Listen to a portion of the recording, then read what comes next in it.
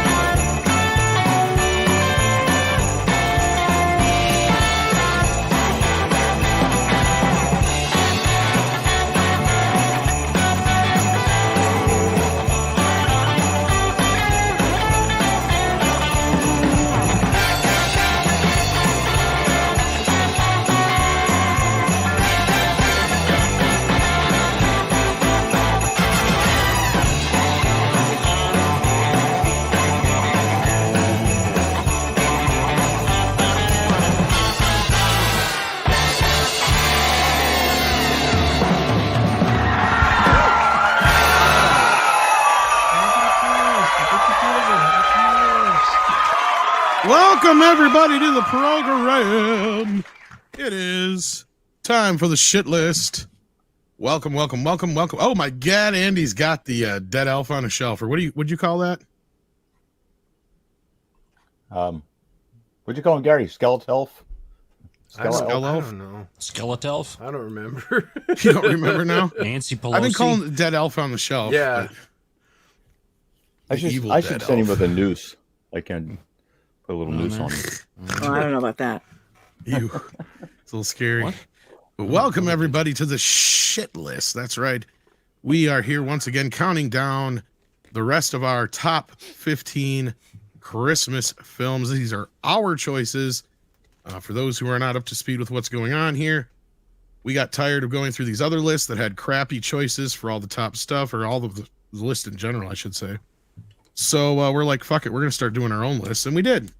So here we are, about a month or so into it, and Tox is ready to kill me. And yes, but only twice. So but I think I sent you something that might help us, though, so you have to check into that after the show. So what you're saying, Tom, is you're tired. We were tired of going through other people's crappy lists, so now we've created our own crappy lists. Exactly. That's 100%. right. So you guys can complain about our list now. And if you guys want to do shows complaining about our list, like that's We more can power come on to in you. the chat and complain there too. God, infinite regression. Yeah, we'll come troll you in your chat. Yes. It's like, what do you know? No, Just kidding. We're not showing up to your stream. Yeah, that's right. Ouch, Six. No, just kidding. Speaking of, welcome back, Six. We missed you last week. How you doing? Good. I'm doing really well. I'm excited that we're finally at the top of or bottom of the list, top of the list. Yeah. These movies we're going to talk about tonight are epic. I'm sure there's not going to be any surprises on here, but it's going to be a lot of fun. These are going to be. Oh, are you? Why are you shocked?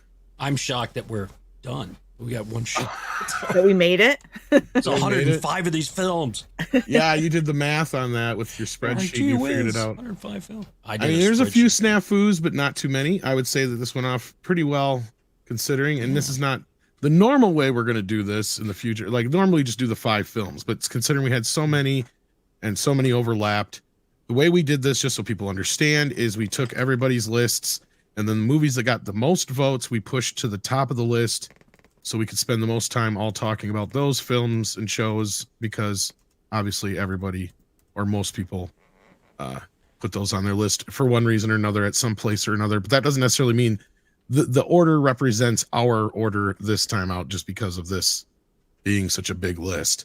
But in the other episodes, we'll just do the normal way we normally do it. This was just kind of a special thing, and maybe we'll do it again at some point, but not for a while. Yeah. In fact, this was all 70s rock fans' idea. So what a horrible idea. Canadian did it to us. Just blame the Scott. I thought I knew what we were doing until Tom did that description there. Now completely confused. I have no idea. I know I confused myself, but if you don't understand, just sign the waiver. It's science. And it'll all make sense. But yes, thank you, Tox, for all your hard work on this, and welcome to the program, my friend. So thank you for being here. Yeah, this is a lot of fun. And another person who didn't make it last week, and we were sad that you didn't, but we're glad we got you back this week. Gary, welcome back to the program. How you doing? I'm okay. I'm better now. Yeah. Glad to yeah. hear Well, I'm in festive colors, holiday kind of attire. Yeah. You know. Christmas of future. Or There you go. future past or whatever. There you go. I just did my scythe. Yes. Yeah. I mean, with all the stockings around you, but Oh yeah. I got old Blue up here too. there you Good go. boy, Is Blue. that who's hanging out on one of those? Is that John Wick or is that is that one of Andy's figures? That's Doug Nelson, Mr. Nelson. That's what I was curious about. That's the what, Nelson yeah, ratings. okay. Yeah. Andy made all these custom figures. Awesome. There's Yeah. me. There you go. Yeah. Yeah, I saw your new figure. We were telling him about how much it actually looked like you last week. It was strange. Yeah, it actually looks a lot more like my dad than me. Strangely. Oh no. enough. Yeah, well, when my dad was 18. I don't think it that's the looked a one lot we were like talking about. I think we were talking about the one of you in the elf costume.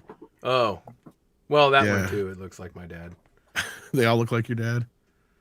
Oh my God. Who's that ugly dude? He needs glasses. Santa Tom. Santa Tom. That's awesome.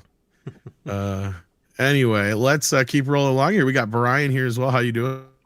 Oh, I'm doing very well, mate. I've spent the entire day watching and listening to and editing clips of Christmas songs for a show tomorrow, so I'm completely not in the mood for Christmas. Well, that's what we're going to get Cool. tonight. In fact, I think that's going to be one of our first poll questions. Six reminded me. Some Humbug. good ideas, which we did one of them last week, and I think we'll do that. We'll start off with that one. Maybe some of your favorite Christmas songs. Maybe we'll have to do a few tonight to get to a final list. But anyway, that being said, we have Scribe Light with us. How you doing tonight? Doing all right. Yesterday got back from my yearly Thanksmas family trip where we combine Thanksgiving and Christmas and do both in the middle of the holidays to avoid all the rush and the hustle. And so got my Christmas done early this year with the family and all relaxed now and all happy to be here. That sounds awfully close to Festivus, Scribe. No copyright infringement intended. Well, for the rest of us, it's Festivus. All right. And also joining us tonight, we have with us Mr. Andy Masterson, of course, who's already showing off some of his toys. How you doing, good friend? Action figures. I'm Get it sorry. right, or I else do you get. apologize. You don't want this under your tree. Oh my God. Did you see her new Christmas video? Or their new Christmas video? Oh, No. Lord. Yeah. Somehow I missed that. I don't know. Yeah. Was that the one that was filmed in the Senate hearing chamber?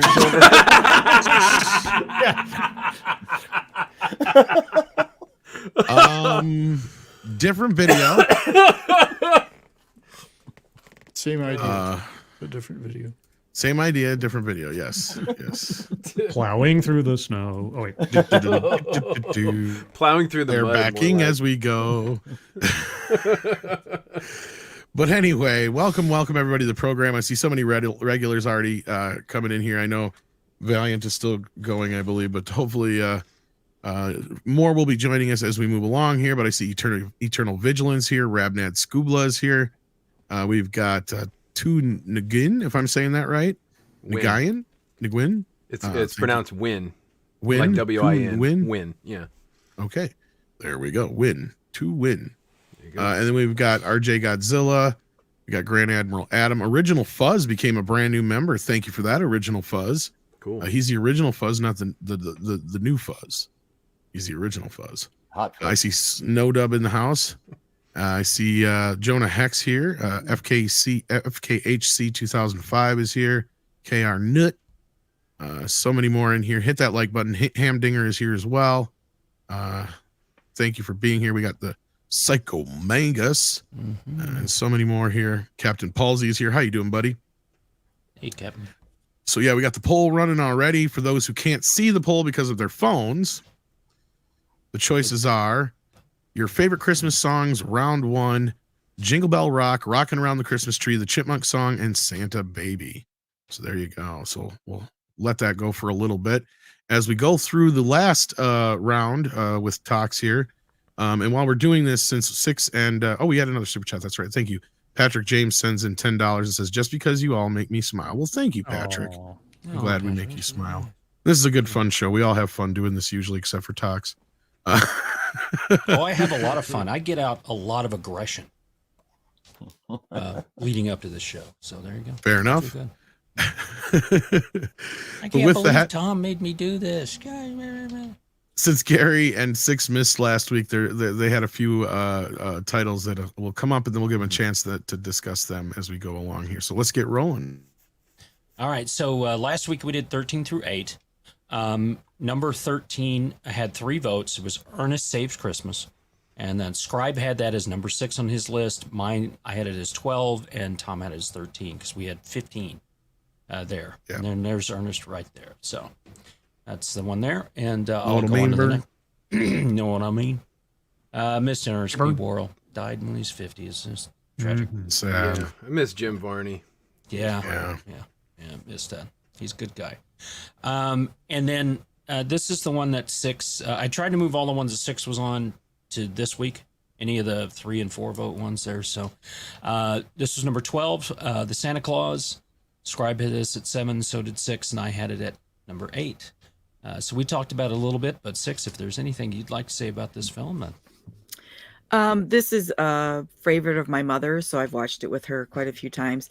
It's a little bit of a fucked up movie because he's a shitty dad, and Santa dies in the beginning. Yeah, Santa Claus dies. Somebody mentioned last week, but if you don't think about that too much, it's a really good movie. You know what's kind of weird? Now you just make me thinking about this stuff. This movie was kind of like woke before woke. You got a bad white man. They kill Santa off, like you said. You know what's funny is you notice when he dies, he laughs. Says everything right. So I think they added that on purpose. So people are like, they killed Santa. It's like, no, he's laughing. So he's happy he's done being Santa. He's happy he's dead. He's like, I hate this job. What do you mean he dies he laughs when he dies? That's watch the movie again. When he dies, I think he laughs, or you hear ho ho ho like fading away in the background. Like yeah, like it's like I swear it's like a little laugh because it's like, haha, you little shit. Now you got the claws on you. That's kind of what it felt like to me. I remember that in the theater when I see it. I haven't seen it in like 10, 15 years, but I remember that part sticking with me. But yeah, because I was like, holy shit, they just killed Santa. What happened with Mrs. Claus? His Mrs. Claus? I don't know. Maybe she went to Hawaii or something. She went back working the streets. Oh, they went to the Titanic heaven with Leo and them. Oh. There was no room on the door. I know. They went to heaven together. Fuck her family and her husband she's had for the last 60 years. She's there to see Leo, the guy she knew for 2 days on a boat. Yeah. Mm-hmm. Anyway, 6. Anything more to say about the Santa Claus? Tom's still bitter. Oh, jeez. Yeah, I know. The whole Titanic movie, very bitter for Tom. I hate that movie. I love it. So your heart will go on? Near, far, wherever you are. There arose such a ladder company. Anyway, Santa Claus is fun, though. All right. Anything else, 6, or else I'll move on? Nope, I'm good. All right. Number 11 with 3 votes says How the Grinch Stole Christmas. That was Gary at 6, Tom at 12, and Scribe at 13. I do want to throw in a comment about this. I never really liked this because, and I know it's a classic, but I hated the way he treated the dog. Yes. Well, he learns his lesson at the end. That was kind of the point. I don't like animal abuse, even in a cartoon. That's fair, but I mean, he does learn to be nice to Max. Unless it's Wile E. Coyote, he deserves it. See, and Max was kind of his conscience, right? Like it's his Jiminy Cricket, even though he doesn't listen to him. Did you say the Grinch was a wooden boy? Yes. Okay. If he floats in the water, he is. That also means they all float down here, Georgie. Anyway, Gary, this was on your list and you weren't here. So what did you want to say about the Grinch? This is just kind of another yearly go-to, at the end of the in the holiday season. It's narrated by Frankenstein. It's cool. I like it. I'm not a big fan of the movie, but this is a yearly watch. That's about it. Absolutely. Yeah. You're Who knew? One. Who knew? Mr. Grinch. One of the greatest songs too. Yeah, the narration of the songs and stuff. Did you guys ever see that comedian who did the Grinch song thing? He's like, I heard they do a new version of that song. Put it on Max. Max is like, I don't think you want to hear it. He's like, no, I want to hear it. Like Mac's like, all right. It's like an extra mean version. Like they're really mean to him, and just after a bit, they're like, holy crap, did they really just say that? He's like, yeah, like but I gave the gifts back. He's like, it's just really ripping on him and shit. You have to see it. It's really fucking hilarious. This is what is this? Is it an animation or something? Yeah, it's kind of. Let me see if I can find it real quick. Wow, I never heard of that. Some Chuck comedian Jones, who did it. Chuck Jones animated this, right? Yes, the original. Yes. Yeah. Yeah. I get here's the audio version. I want the animated one though. Maybe it'll come up here. Hang on. I don't know if I can play the whole thing or not, but Scribe, what do you have to say about this one? Oh, well, we talked about the animated one. We talked about the Jim Carrey one a little bit. This one I love because when I was a kid, Joel Haver, that's who does it. Sorry. Okay, yeah, hearing Frankenstein as the bad guy, you already think that you're already scared. And like when I was a kid, I knew Boris Karloff's voice even when I was a kid, and I was just like, Frankenstein is the Grinch, so it tells you he's the villain. Yeah. And the only thing I remember is that I said for the live action one, they should have cast Tommy Lee Jones instead of Jim Carrey if you wanted like a grump playing the Grinch, because Jim Carrey was too much of a cartoon character himself. Might have to cut this out, but yeah, after the fact. Oh, Max, I heard there's a song about me. Why don't you put it on? I'm curious to hear it. I don't think you're going to want to hear it. Put it on. Put the song on. It's not very nice. Max. Are you sure? Put it on. Okay.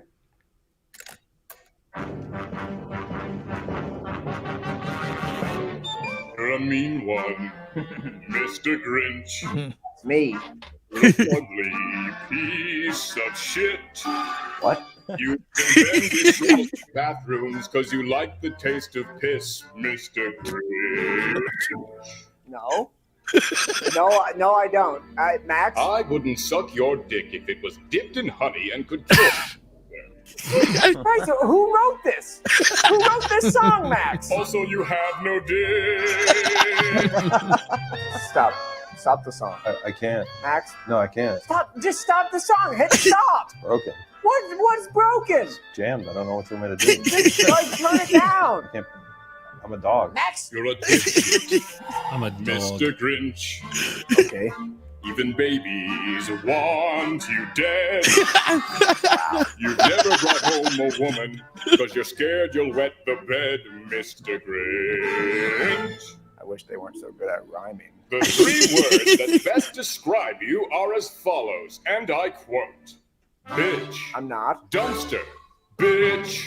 No. This is not how it goes. I knew they changed it, but I thought it'd be like a key change or maybe like a solo or something. But this is degrading. This hurts. Pretty detailed, yeah. What happened to the alligator part? I actually liked that part. It was kind of funny. It's a crocodile. No, it was an alligator. No, it's crocodile. Was it a crocodile? Yeah, it's a seasick crocodile. Yeah. You're poor, Mr. Grinch. They didn't leave a stone unturned. You can't afford the bus. Lower middle class, maybe. You're deathly allergic to tree nuts, and your exact address is this, Mr. Grinch. No. 1482 Mount Crumpet Boulevard. Holy shit. Tooville, Michigan. That's my address. What are you gonna do? I mailed your bitch ass a bag of nuts. This is a song that kids sing? Every year they sing this, like around the Christmas tree.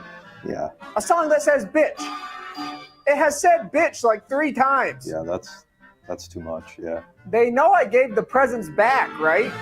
Like at the end of the movie, I gave them back. I'm a good guy now. I go to church. Yeah, I believe you. Oh, there's the solo.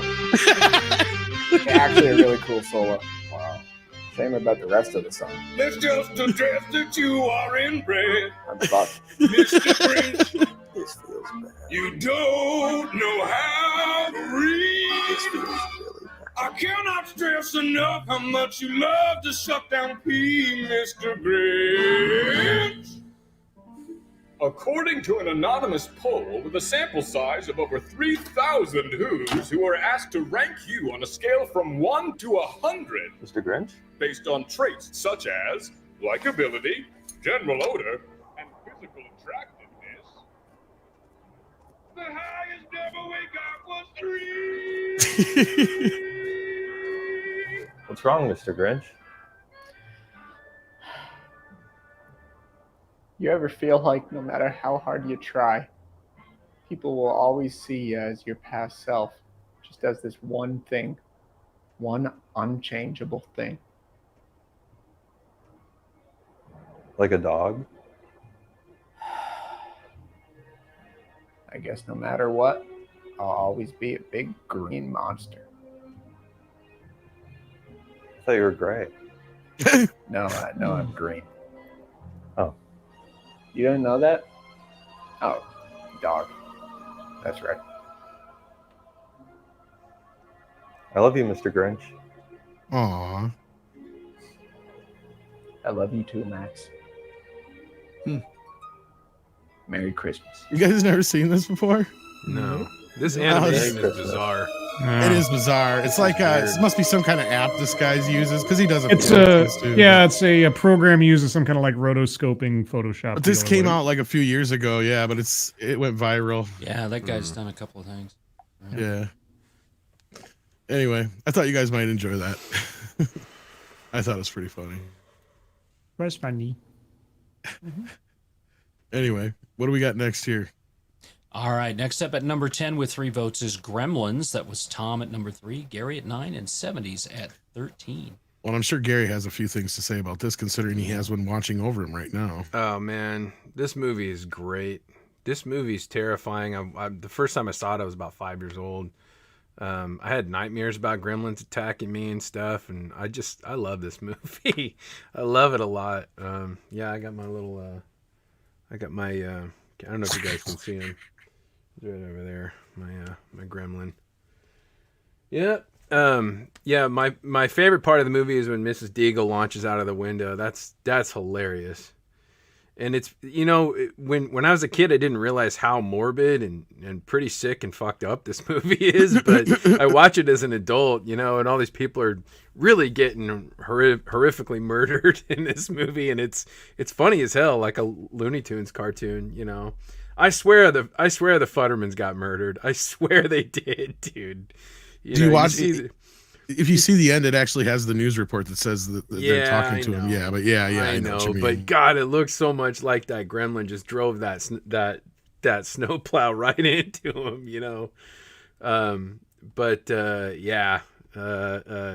one of my favorite Christmas movies. I laugh my ass off every time I see it. I love movies about creatures attacking humans. It's just so funny watching them die in horrible ways. Not the creatures, the humans. Jesus, that's Dave Mars. He plays Santas every year. He's running around with the thing stuck on him. But what's that stuff he's got all over him? Oh, it's so great. Yeah, just thinking about it, I laugh my ass off. I love it. My God, Frank, that was Mrs. Deagle. Yeah, the mom putting him in the blender in the microwave. This is what you call the pupil stage. The putrid stage? No. The pupil stage. Like a butterfly, right? Yeah, I like that a lot of the characters, they just kind of die. Like he goes in to see the teacher, and the teacher's just laying on the ground with a needle stuck in his ass. What's hilarious is in the original script. You know how many needles it was? No, a whole bunch. That would have been Spielberg fun. let him have one. Oh, that would have been funny. Originally it was a whole shit ton because he was not happy about that little blood test. No, Yeah, that makes sense. Yeah, Joe Dante. We need more Joe Dante films, guys. We need more of them. And that Snickers didn't even do him any good. That's what's funny about that Snicker commercial. I remember later on with the gremlin. I'm like, that didn't help.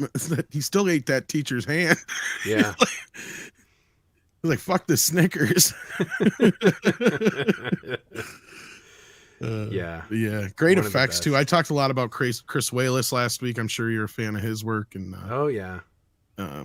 and all that kind of stuff. But yeah, he's brilliant. I have a couple of his original pieces. Oh, nice. His sculptures. He sculpted the Slimer that I have. Yep. You had said that to me, and I didn't even know that until you had brought that up to me. I'm like, oh wow, I knew he worked on some other things, but Yeah. I had no idea he had any associate, but now that I see it, I can totally see it in the face, especially the nose.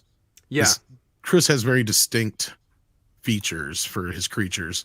Yeah. That you can tell. Yeah. Yeah, this movie is just so great. The second one's kind of a parody of the first one too. It is.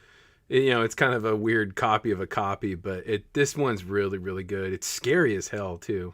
Really scary. So. Yeah, and I talked a little bit about how Spielberg caused them to have a breakdown just before production because he decided to keep one of the Mogwai alive, and I told the story about how Chris had to basically shove the Mogwai in the backpack to make it work. Otherwise, he was like, we were screwed because they only built the Mogwai for the tricks they had for the first third of the film. So and he Stripe wasn't was originally to be in the movie. I didn't know that. Stripe was originally Gizmo, and Spielberg liked he's like, well, we got to keep one of these little guys alive. They're so cute. And Chris is like, what? I can't have Zach running around with wires up his leg the whole movie. Like, how's this gonna work? Wow, I didn't know that. Well, yeah, so he's like, he finally just had an epiphany. He's like, that's it. I'll just shove him in the backpack with all the radio controls. Yeah. Yeah, he's fucking Yoda. Just put him in the backpack and run around with him. And they sold how many backpacks off that movie? I pointed out. Yep. But anyhow, great film. Yeah. Anything else to say, Gary, on that? No, I'm good. All right, moving along. Unless we lost Tox. Oh, there he is. Yep. So at number 9 with 4 votes, this started the 4-vote craze. It's a Wonderful Life. Tom had that at number 2, Andy at number 4, 70s 10, and Scribe had it at 11. All right. Merry Christmas. Shitty friends. Okay, going on to the next one. This was number 8 with 4 votes. Muppet Christmas Carol. Gary at 7, Tox at 10, 70s 11, and Tom at 11. So Gary, anything you want to say about the main thing for me on this is Michael Caine's performance. There've been a lot of actors to put their spin on Ebenezer Scrooge, and my favorite of all of them is definitely Michael Caine. I like the Muppets like everybody else. When I was 4 years old, I was Kermit the Frog for Halloween. But when I watch this movie, I actually watch it for Caine's performance, and he plays it straight throughout the whole movie. He's playing it, for real, and it's my favorite. He's my favorite Scrooge. That's the main reason why. All right. Hello, Kermit the Frog here. I thought I was Kermit. The Muppet jokes are cool. They're funny, but it's all about Michael Caine for me in this. Michael Caine. Well, I don't think that you have this movie and it lasts as long as it has without him as Scrooge. Yeah, I can't see that. Yeah. And I think that the Muppets. So this was a Muppet world, and you had a few people in it.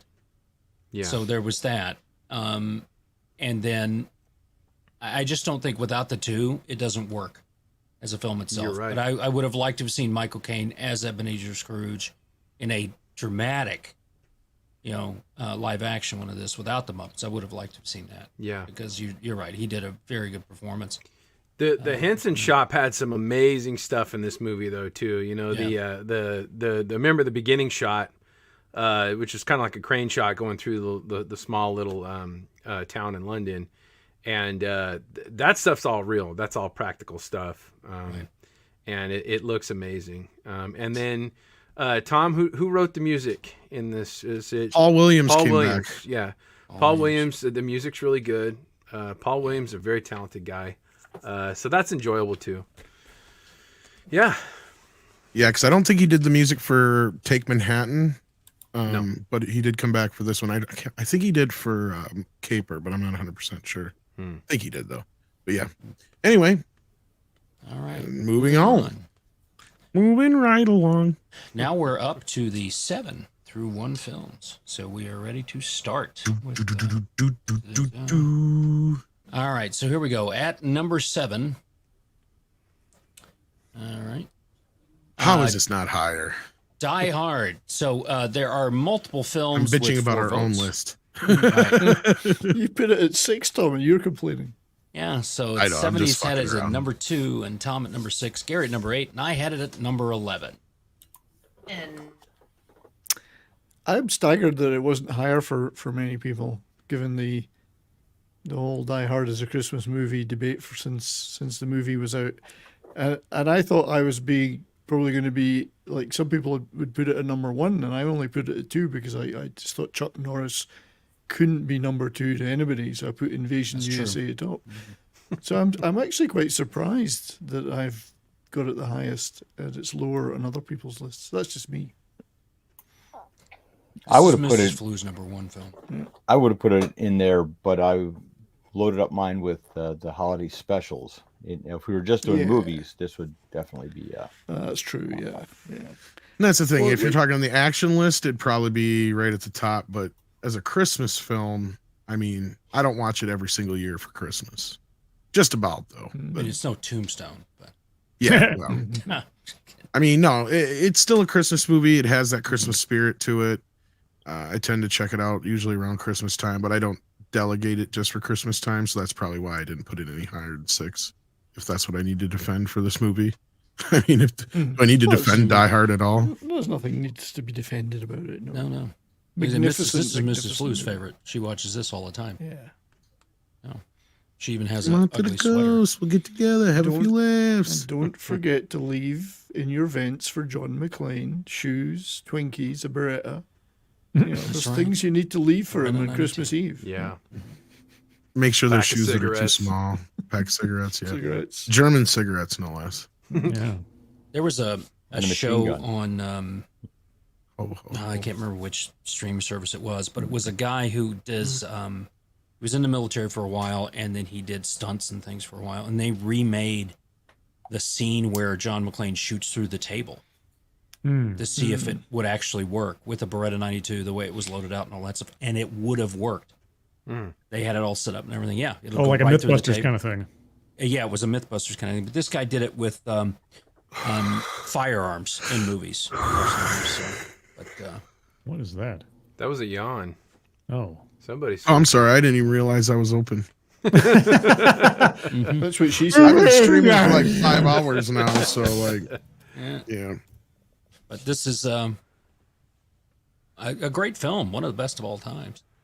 If you haven't seen it, you should. I mean, there's even a advent calendar where this guy falls down. That's right. Right. I got that. I got that last year for Christmas. Got that? Oh Nice. man, that It's is so fucking great. funny. Yeah, it's great.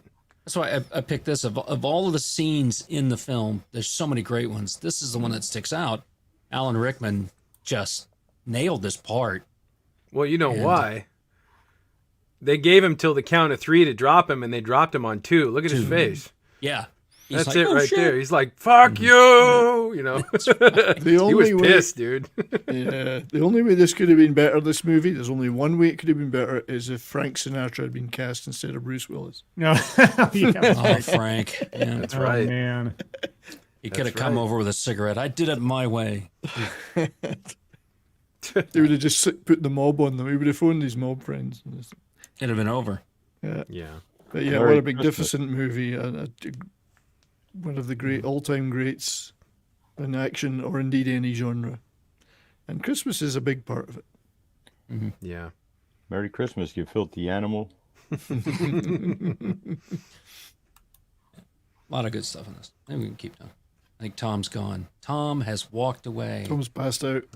Yeah. No, I was just embarrassed because I didn't realize my mic was open, my camera and all that was going. But anyway, yeah, no, I love Die Hard. It's a great film, and I was not surprised it made many of our lists. Mm-hmm. Yeah. All right, here we go. We're going to go on to number 6. With 4 votes, Rudolph the Red-Nosed Reindeer. Mm-hmm. Won't you guide my sleigh tonight? Andy had it number 3, Scribe number 8, Tom number 8, and 6 had it at 11. So, Andy, I think we've been going with the person having the highest, but that's up to you, Tom. You're the host. Go ahead, Andy. Get it a start. Well, this is the classic story of the bigotry against people with red noses. How they're ostracized through society, and they need an advocacy group. They need someone to march and protest for them, and maybe give them a month, a red nose month. And you see what happens is because they're left with no other choice, but to join with the most hated people of society, the dentists. No yeah, one the likes. dentist. Damn those dentists. Anti-dentist. And of course, then you have like the abominable snow monster, who is, despite the fact that he's white, is just misunderstood. But you can think that he is thoroughly evil. And then, of course, the ridiculousness that he's not at the very end of this. And they're not doing a very good body positivity thing, because they insinuate that he bounces because he's so fat. So this movie should be canceled. This special should be canceled. But be that as it may, it is a beloved classic. The animation's great. The stop motion stuff. That I don't know, is this really claymation? Because I think these guys are actually fuzzy. But the voice acting's great. The story's great. But there's so many things that are left unanswered. Like, what is the little doll's misfit problem? Why is she on the island? They never really, unless it's just the emotional hang-up she's got, they don't really explain why she's on there. The Charlie in the Box, that's explained. And I wonder what kind of sick, twisted kids, wants a cowboy that rides an ostrich. I probably would have liked that, though. John Waters. Yeah. Great classic family show. It wouldn't be Christmas without it. I feel bad for the kids that grew up with some of the crappier stuff and weren't really exposed to this stuff like we did, waiting around every year for it to come on. Yeah, no, actually, I think it's just typical stop motion, because, in fact, the only thing that's like real true claymation is when they actually use clay like Gumby. Otherwise, it's just these, and you would know, it's these puppets that are basically armature puppets that are a lot like the figures that you build in a lot of ways, to where they have tons of joints and they're like the skeleton underneath this rubber and plastic and felt and other things that they build around it, and then they just tear them down whenever they got to fix them and build them up again. And yeah, it's a process, kind of like what they did with, it kind of started mainly with King Kong. I'm sure Gary and Andy know a little bit about that. Yeah, I don't know that the puppets that you actually see are the are the ones that are clay. I think that they're sculpted out of clay, and then they mold them, and then they put the armatures in them, and then they animate. These are just like they did King Kong, basically. Yeah, back in the day, these movie lights that they had would have melted that clay in about an hour. Yeah, so these are molds and whatnot that they put over top of armatures, basically. Yeah. But they've actually found the last existing versions of these, and they were in really rough shape, so they've been restored now. But that's good. Yeah. A lot of this stuff was just tossed aside, thrown away. I can't tell you how many great pieces of cinema history have just been stuck behind, between a wall and a desk at some shop somewhere, all smashed and destroyed. Yeah, I don't remember how this individual came across them per se, but I think it was something like years ago, somebody had bought them. They were in some display. I don't know if it was at some store or some expo or something like that. Yeah. And they just got shifted around because these kind of things would happen. And then he took them to a specialist, and they're like, yeah, these are the original armatures from 1963 or whatever it was. And very lucky. Had them refurbished and whatnot. Yeah. Same kind of thing with Kong and some of the other ones. Because they thought they had found Kong, and it was actually Mighty Joe Young, but then they realized he had used the same armature for Mighty Joe Young, I think, that he did as Kong. He just built it up around it or whatever it was, because they were so well built back then. But yeah. But it happens. But yeah, no, they're out there. They exist still. But yeah, it's a great film, and I'm glad it's I have my 4K version of it because they can't take it away from me. But Scribe, you were next in line. So what do you got to say about Rudolph? I just remember as a little kid watching this, and it was so like I was so much used to Saturday morning cartoons and cell animation and things like this. So when something like this came on when I was a little kid, my mind said to myself, those are real things, because they're like, it's not a cartoon. And so my brain thought for a very long time, or at least a long time as far as you're a little kid, thought that Rudolph was a living being and that Santa was a living being. Somehow they'd film these things, and that always struck me as different. And until I grew up and understood what stop motion was. But that's always made these stood out from everything else, is that as I grew up, I understood just how much effort had to go into making these things. And as a little kid that got picked on and everything, I really identified with Rudolph. I couldn't fly and my nose didn't glow, so the kids never really ended up liking me anyway, but I identified with them a little bit. But yeah, this and Frosty the Snowman and all the good old stop motion stuff I always loved. Oh, Brian, I don't have any interesting anecdotes about armatures or anything, unfortunately. Brian went through this, but fortunately there was a little sheep that said he was cute. Did you read that in a book? You bastard. You Ovine. He wasn't falling for that line about guiding us sleigh tonight. Fight Ovine bigotry. That's what I say. Was that filmed on the Senate? Was it filmed in the Senate though? Yeah, there we go. No, she preferred too classy for that. Oh, there we go. Somebody going to do a parody where there's two elves that do it in the toy factory? Oh my god! A Lego. They should do a Lego This one. is Santa's office. Santa had to let a few elves go. Yeah. That'll be on Disney Plus next year. Hermes was one of them. That was the funny part. They always said he wanted to be a dentist. They didn't talk about the rest. Wait till this ends up on South Park somehow. I think somebody already did a joke about that about Hermes, though. It's like, yeah, dentist is basically an allegory for gay. I can't remember who was. Some comedian. I can't remember. They were going on about this whole thing about Rudolph the Red-Nosed Reindeer. It's like, yeah, no, nobody wants to be a fucking. Who really wants to be a fucking dentist? Nobody wants to be. That's just an allegory for him wanting to be gay. Come on, it's like, and look at him compared to the. I went to be a dentist. Or a sadist. Like, fuck that, he's gay. Or a sadist. Yeah. Like Little Shop of Horrors. Yeah, exactly. Yeah, that's a sadist. Yeah, he's nothing like Steve Martin in Little Shop of Horrors. So. Anyway, 6. Go ahead. I'm sorry. 6 is gone. You're muted unless you stepped away. 6? Oh, she said be right back, of course. Well, until she gets back, I guess we'll talk a little bit more about Rudolph, though. But no, like, I remember seeing this every year. It was an event, right? Mm-hmm. You'd mark your calendar. It was a big deal. And if you missed the first few minutes, you were pissed. You know, like, and I love the music is great. The story is solid. It's a swift 60-minute movie, but they'd show it for 90 minutes on television, of course. And the sad part is every year I'd start to notice they'd change things or cut things down a little bit here, a little bit there, to the point where Fame and Fortune was removed completely, and they replaced it with that other song. Silver and Gold. No, that one's still there. It's because it was Hermes and Rudolph who sang it.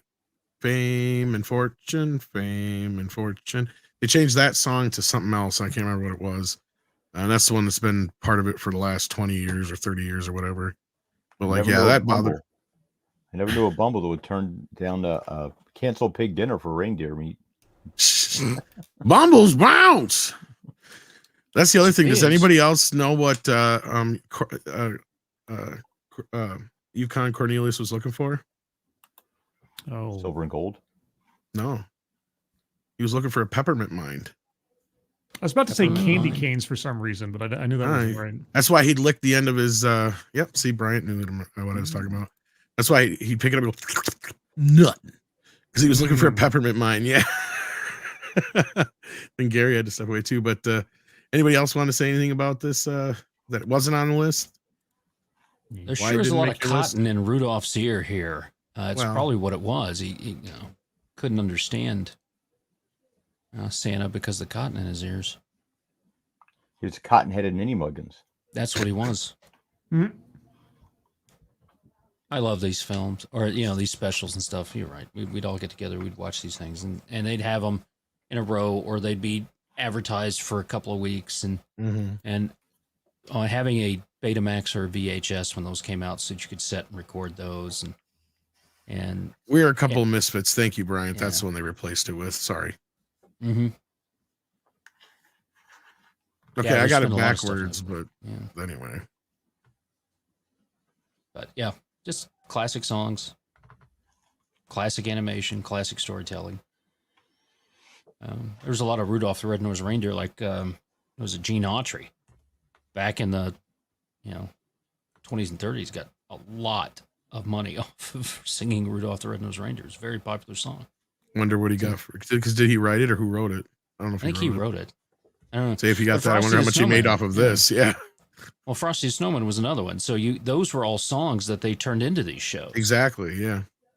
And then, well, that was the Rankin-based thing. They did what Disney did with classic fairy tales, and they did them with specials. You had Rudolph, you had Frosty the Snowman, and you had 'Twas the Night Before Christmas. That's not a song, but it was a poem and stuff like that. But they did that with a lot of them. Yeah. One of the last ones they did was Grandma Got Run Over by a Reindeer. I love that. It's one of my favorites of all time. Weird Al Yankovic does the Night Santa Went Crazy. That's a good one. That's a Christmas song I listen to all the time. Big Weird Al fan. 6 back yet? Nope, not seeing 6. All right, we'll have to come back to this one for 6. So we'll let her comment on Rudolph. Number 5 with 4 votes was Home Alone. 6 had it at number 2. Gary at number 4. 70s at 9. And Tom at 10. Home Alone. Well, since 6 is away, we'll do the opposite direction this time. Home Alone was just a movie that came out in the perfect time for me. I mean, I was 10 years old when it came out. So, I mean, it was basically the same age as Kevin McAllister. It was just one of those movies that, I mean, when we talk about blockbusters, people forget about how big Home Alone was. I think it did like $300+ million in the box office that year. I mean, that's possibly insane. More. Yeah, I think it was like 350 actually is what I'm thinking is closer to. So with inflation, you're talking like almost $1 billion now. Yeah. Imagine if they come out with a movie like that now, right? And you had John Hughes, Christopher Columbus, 2 guys who knew what they were doing. You got Macaulay Culkin. I mean, talk about a kid who came in with like Uncle Buck and stuff, and just like everybody's like, that kid's gonna be something, and then he did this and My Girl right after that, and it was like, I mean, you'd be hard pressed to find anybody who would be more successful besides maybe Judy Garland or what's her face, Shirley Temple.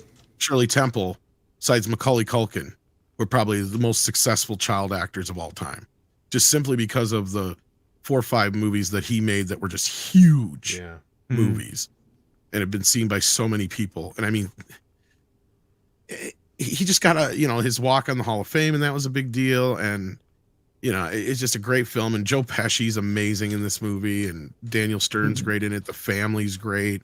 I love the dynamic. I love the tone. Sure, a lot of it is probably kind of falls apart if you think about it logistically in certain ways and certain things, and it's predicated completely on Kevin not answering the phone and certain phone lines going down and other things like that, and the power going out and all these other things happening for it to work. But it works. They make it kind of work in this kind of crazy kind of way, but just the idea that this kid has to protect his house on Christmas Eve from burglars who are breaking in, and he sets up all these elaborate traps. It just was such an ingenious idea for the time, and it just worked, especially at a time when, like in the 1950s, teenagers became a driving force in the market. I think in the late 80s, early 90s, they learned that tweeners or young adult kids, whatever you want to call them, that age group, that 9, 10, 11 age group, also was a force to be reckoned with. And with movies like Home Alone, Teenage Mutant Ninja Turtles, stuff like that, we proved that we were. So basically, Brian, you're next as the non-American. Yeah, and I don't think that made any difference to the audience. The audience was huge for this in the UK when I was still there. Yeah, I was curious how it translated, but yeah, massive. I don't think it made any difference, particularly that given that it was an American movie, it was still huge in the UK.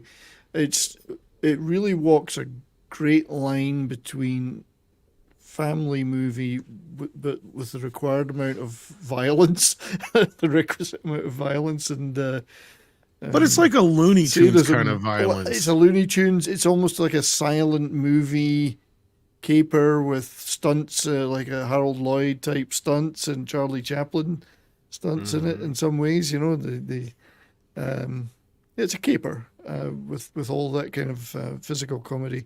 It's got a lot of heart though.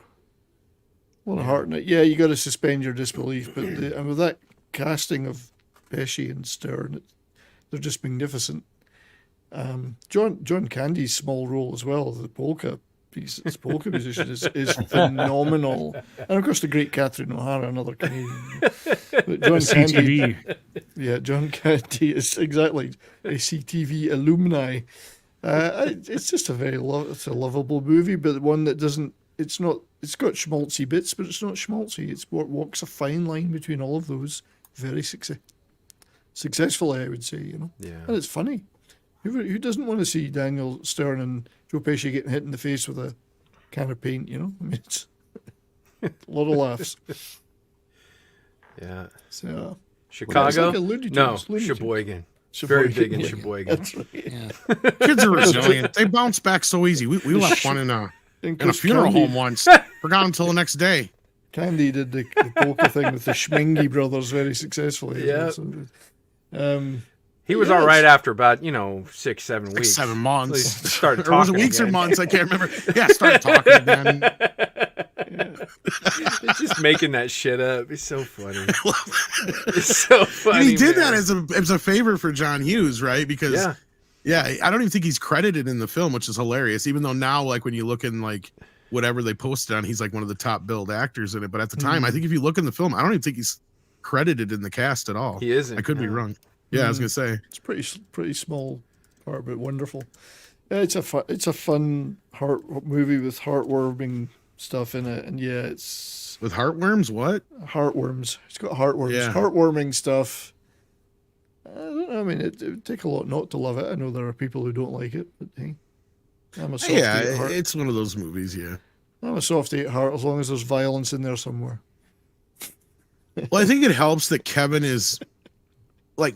Macaulay is really good at playing that fine line between obnoxious and lovable, right? He always knows how to kind of just take you to that point and then pull it back, and he even does it right in that one scene with the, when he gets thrown upstairs and he's like, I'm sorry. And she's like, that's not going to cut it. And he's like, fine. Yeah. I don't want to see any of you ever again. Yeah. He's a lot of us at 10. Clever little shit. Yeah. He is. I love the bit about he's making ornaments out of fish hooks and stuff. And right. I like that. There's little things just kind of showing how clever and crafty he is. But yeah, there's some crafty, as you say, it's Looney Tunes. There's some crafty Acme. I kept expecting to see Acme. Yeah. So. Yeah, he's a coyote that actually succeeds with his Acme tricks. Only a misanthrope like Parrot Head wouldn't like this movie. But anyway, Gary, you're next in line here. So what did you think of Home Alone? Or why is it on your list? I should actually ask. Well, it's so enjoyable. It is so funny. It's I think I've already watched it like 3 or 4 times in the past couple weeks. Just kicked it on in the background. The music score is fantastic. It's John Williams. Very starting to kind of the origins of I can't remember whether this. I think Hook was before this, right? No, Hook was just a slightly after this, but yeah, I see where you're going with this. They sound very similar, and then also it's leads starting into to Harry kind Potter. Yeah, Yep. exactly, and also that's the Chris Columbus tie right there. But I think it was this movie that Chris Columbus jumped onto after he was fired from Christmas Vacation. I think you're right. Yes, because he did not want to work with Chevy Chase. Well, yeah, Chase was such a prick to him. He's like, you know what? I got something better for you. John Hughes is telling him this. I got something better for you. Just go over and do this. I'll put somebody else with this asshole. So huge success for Chris Columbus. So it's a good thing that Chevy Chase is such a prick. Otherwise, we would have never got this movie. But, which is funny because Chris Columbus wrote Gremlins originally. That's what got him into the industry. That and he wrote on Goonies as well. But yeah, sorry. Yeah. Chris Columbus is a very, very, very clever filmmaker. Brian, I never realized you're right. This is very, caper kind of Charlie Chaplin sight gags. That's a lot of the comedy is in that, and that's what makes it acceptable because it is pretty violent. He's throwing paint cans at these guys, and I don't know if anybody's ever been hit in the face with a paint can, but that could kill you. And a lot of the shit that happened to these poor bastards should have killed them. Yeah. But it's so damn funny. When Daniel Stern steps on the nail, I die, man. I die laughing. That shit's funny as hell. What'd you take off your shoes for? Why do you dress like a chicken? You see the fucking, the nail just go in his foot. It's like, and his scream. Yeah. The scream is what sets it off. Though. Oh, God. And when Daniel Stern's got the crowbar and fucking and fucking what's his Pesci's like, what are you doing, Marv? He's like, Don't do it. Don't move. And the spider's on him. He's beating him with the fucking crowbar. Motherfucker would be dead. Oh yeah, that would have caved in chest, broken ribs, heart failure. Just beating him with the fucking crowbar, and it's one of the funniest things ever. Yeah. Yeah, well, we brought that up a bit with part 2 about how they definitely would have been dead in part 2. Oh my god, he's throwing the bricks at him off the building 3 times in the head with a brick. No, well, just the electrocution scene alone, Marv would have been so dead. Oh, that's good. It turns into the skeleton. That's great. Well, that's what I mean. By that point, you're definitely Looney Tunes. Yeah, humor, it's slapstick. That's how they got away with it, though. I think because you can laugh at that. Yeah, like you said, there's that fine line, between it gets edgy and violent. It's either Die Hard or it's Looney Tunes, and somewhere right in between. So yeah, indeed. This one's great. 6. You had it at number 2, so evidently this is a movie you never ever miss. And I know you also had the second one on your list as well. Yeah, this movie is something that I always used to have running in the background when I would be decorating my Christmas tree, like even as an adult. As somebody who grew up as a cheese only on their pizza kind of kid, I really felt for Kevin. No, wait, that's the second movie. When That's did the they first get the one. pizza? That's Is it the first one? Yeah, It's the first one with the pizza where he eats all the cheese pizza on him. Yeah. But Kevin, he's so charming and adorable when he's in the bathroom and he's singing and he puts on the aftershave, or he's not singing. Is he singing? Yeah, he's singing. And he puts on the aftershave and he does that, that scream face like you have in the picture here. He's so cute there, but then he's such a cuck to his mother, when she tells him to go sleep up in the attic. And, I also had to, share a bed with somebody who wet the bed. But so I can empathize with that. That person being me. But yeah, this is just one of those feel good, because when she comes home and she gets to hug her son, and it's heartwarming that. But yeah, the violence, like Gary was saying, it's hilarious, which is a little bit sick that we laugh so hard at it. But I think probably my favorite one is when he burns his hand on the doorknob. Yeah, that's a good one. And then he runs and sticks it in the snow. I think that's a good my one. favorite one. But and I also thought it was really clever how Kevin used the remote on that videotape of that black and white movie that he's watching to scare away the robbers. I remember thinking, when I first saw that, wow, that's so clever. I like the blowtorch on Marv's head, or on Harry's head, because he just kind of sits there and screams and it just keeps burning him. Like he's like, but he's just sitting there for like 7 or 8 seconds getting burned with a torch. It just keeps going. So what I heard there was that 6 just confirmed she was a schizophrenic. She shared a bed with herself. We always suspected that. But yeah, somebody in chat, I can't find it now, but somebody in chat said that Kevin's mom is a piece of shit. I can't even imagine. I don't have kids, but I can't imagine like leaving one of my dogs at home, forgetting one of them. That's terrible. And it's really, who was it that was counting the kids, the older sister, right? Yeah, it's the older daughter. Yeah, she when that little pain in the ass, did these vans get good gas mileage? Which they don't. I've owned a couple vans. They don't get good gas mileage. But it's really her fault. It's that sister's fault. But yeah, but how does she know? He had his back turned. Why would there be another kid in that van? Unless and I have to correct one thing. She's actually she's not really one of the sisters of the family there. She's one of, because it's 3 sets of kids. Yes, there's 3 sets of kids. And she's one of the ones that's the niece. Her parents are in France or whatever. Oh, because that's the thing. And because I remember reading this on Collider the other day. I'm like, if you pay attention to the movie, you can tell everybody whose kids who's. Because they had this whole article out about whose kids were whose in that movie. It's like, it's so confusing. It's like, no, it's not. It's just, first of all, you go look at the picture that Kevin looks at. Those are his brothers and sisters. Yeah. Right there. Then you go from there, figure out which kids are the other ones, and then the older girl. No. I'm just saying, because the older girl, it may just be her. Her family is one from Paris or whatever, if I remember right. And I may even be wrong. It's been like 5 years. And the fact that this is all so confusing is exactly why Kevin got left behind. Exactly. because they have so many fucking kids in that group. Plus, his tickets get thrown away. And hey, where the hell does Mr. McAllister work to where he has this beautiful home, all these kids, is paying for this first class trip to France with all these people? He paid for all this whole thing. Who does he work for? So there's a good point, because as somebody, Rob G, I think, said in the chat, the Wet Bandits are the real heroes of this movie. These are two blue-collar, hard, down on the luck guys trying to make a living, persecuted by an upper-middle-class spoilt brat.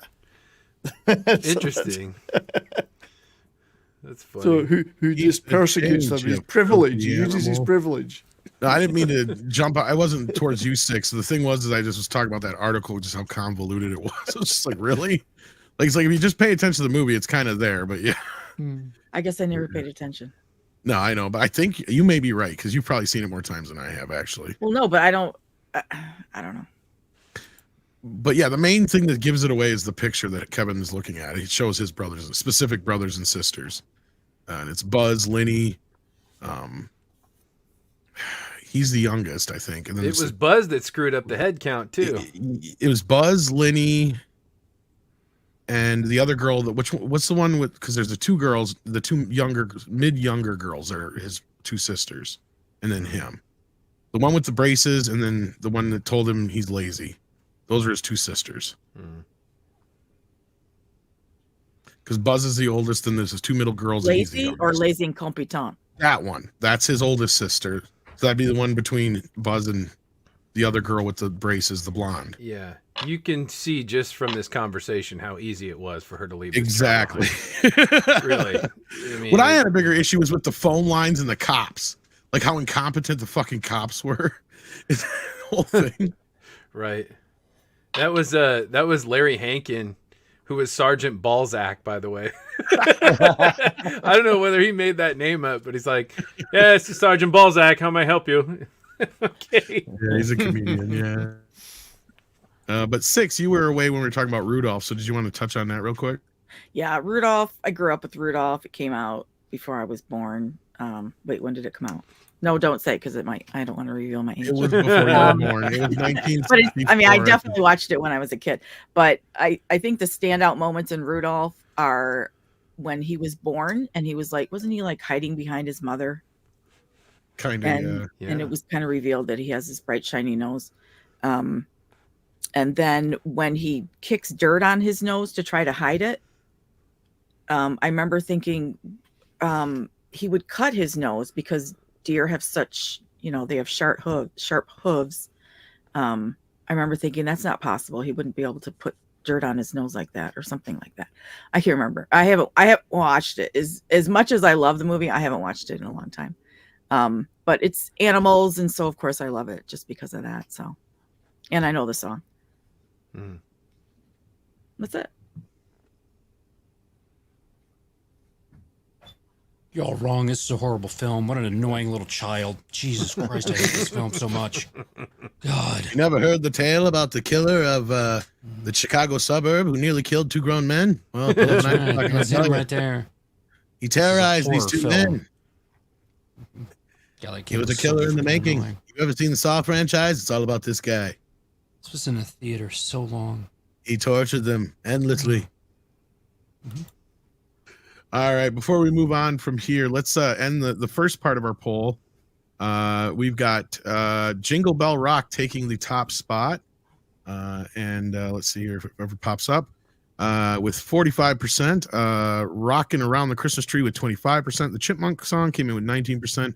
And the Santa Baby got a measly 9%. How could that happen? I don't know. I thought Santa Baby would do much better than that. Yeah. I don't know what's wrong with you. All right, I'm going to do another round here, and we'll keep. Rocking Around the Christmas Tree will stay on there, and we'll add some more, and we'll see how it goes from there. But yeah, what do we got next here, Todd? All right, number 4. And here we go with the 5 votes. Remember, there were 7 people total. A Charlie Brown Christmas. Andy had at number 2. Tox at number 5. Tom at 7. 6 at 10. And Scribe at 14. Now, we did talk about this in the first show because I couldn't count and some people couldn't spell. So but that's the mention here. We had talked about this 2 weeks ago, but just a classic Christmas tale we all love. There were 5 of us out of 7. So, anyone else want to say something about this that didn't get a chance?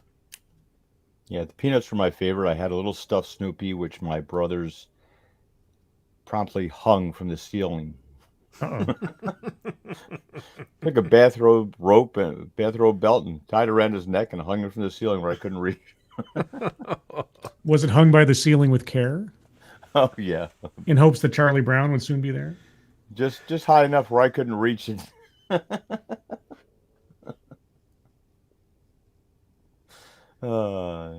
Dickheads. Yeah, this, ever since I was a child, this was on. The Peanuts were a big part of our life. They were in the comics, and the Sunday paper used to be an event. Yep. And in that Sunday paper, there was always Family Circus, and there was Charlie Brown, and you had Garfield, and you had Hagar the Horrible, and you even had soap operas in the comics and stuff from there. It was just a different age back then. And so you'd look at those in Sunday stuff, and then you would look forward to these shows. There was a lot of anticipation that came from these shows. And I never read Mary Worth. I just remember it. It was always there. It's like, I couldn't give a less rip about Mary Worth or whatever. Prince Valiant. He was everywhere in those things. God, Prince Valiant. Oh, and Bloom County. Bloom County, yeah. Like that. Bloom County, Doonesbury, Garfield.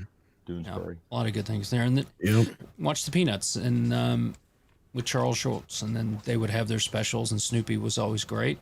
The song The Red Baron, Dad still has on 45, which was about Snoopy shooting down the Red Baron. Yeah. So, indeed. good stuff.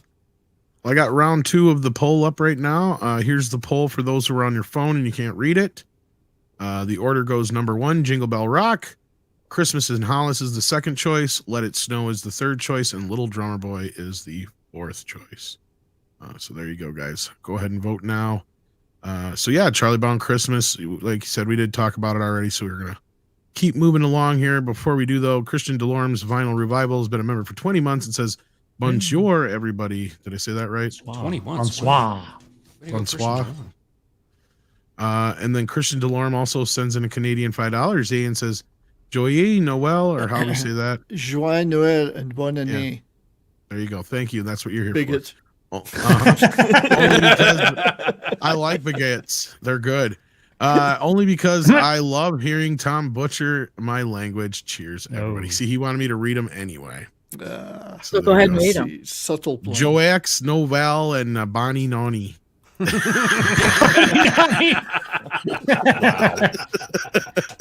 I almost rap had to act. do that on purpose. The Bonnie Nani. And a banana nani. I like banana nannies. No.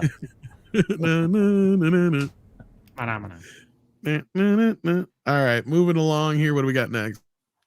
All right. Next up, at number 3, Before with culture 5 starts votes, griping. is A Christmas Story.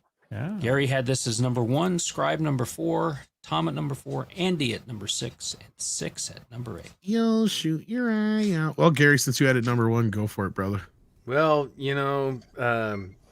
this movie for me has everything. This movie, when I was a kid, just perfectly told the story of what Christmas is like for a young man.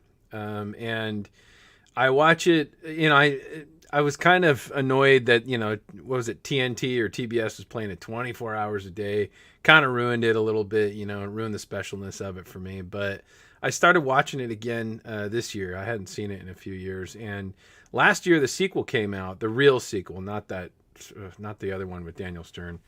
But it was really, really good. It was sort of the Ghostbusters afterlife treatment for the original.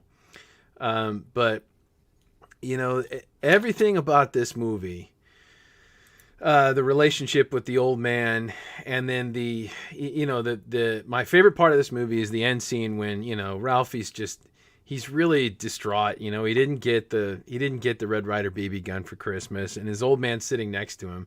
And if you watch closely, Darren McGavin is savoring this moment, just savoring it.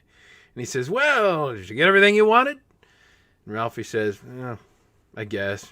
Well, yeah, maybe this next year." And then he kind of leans in. He says, "What's that over there behind the tree?" Mm-hmm. Yeah. And, you know, Ralphie goes and gets it. He unwraps it. And I swear, you watch Darren McGavin, and he is enjoying every second of this. And he is more excited for his son than his kid is. And that moment right there is just, there's lots of little moments like that in this movie.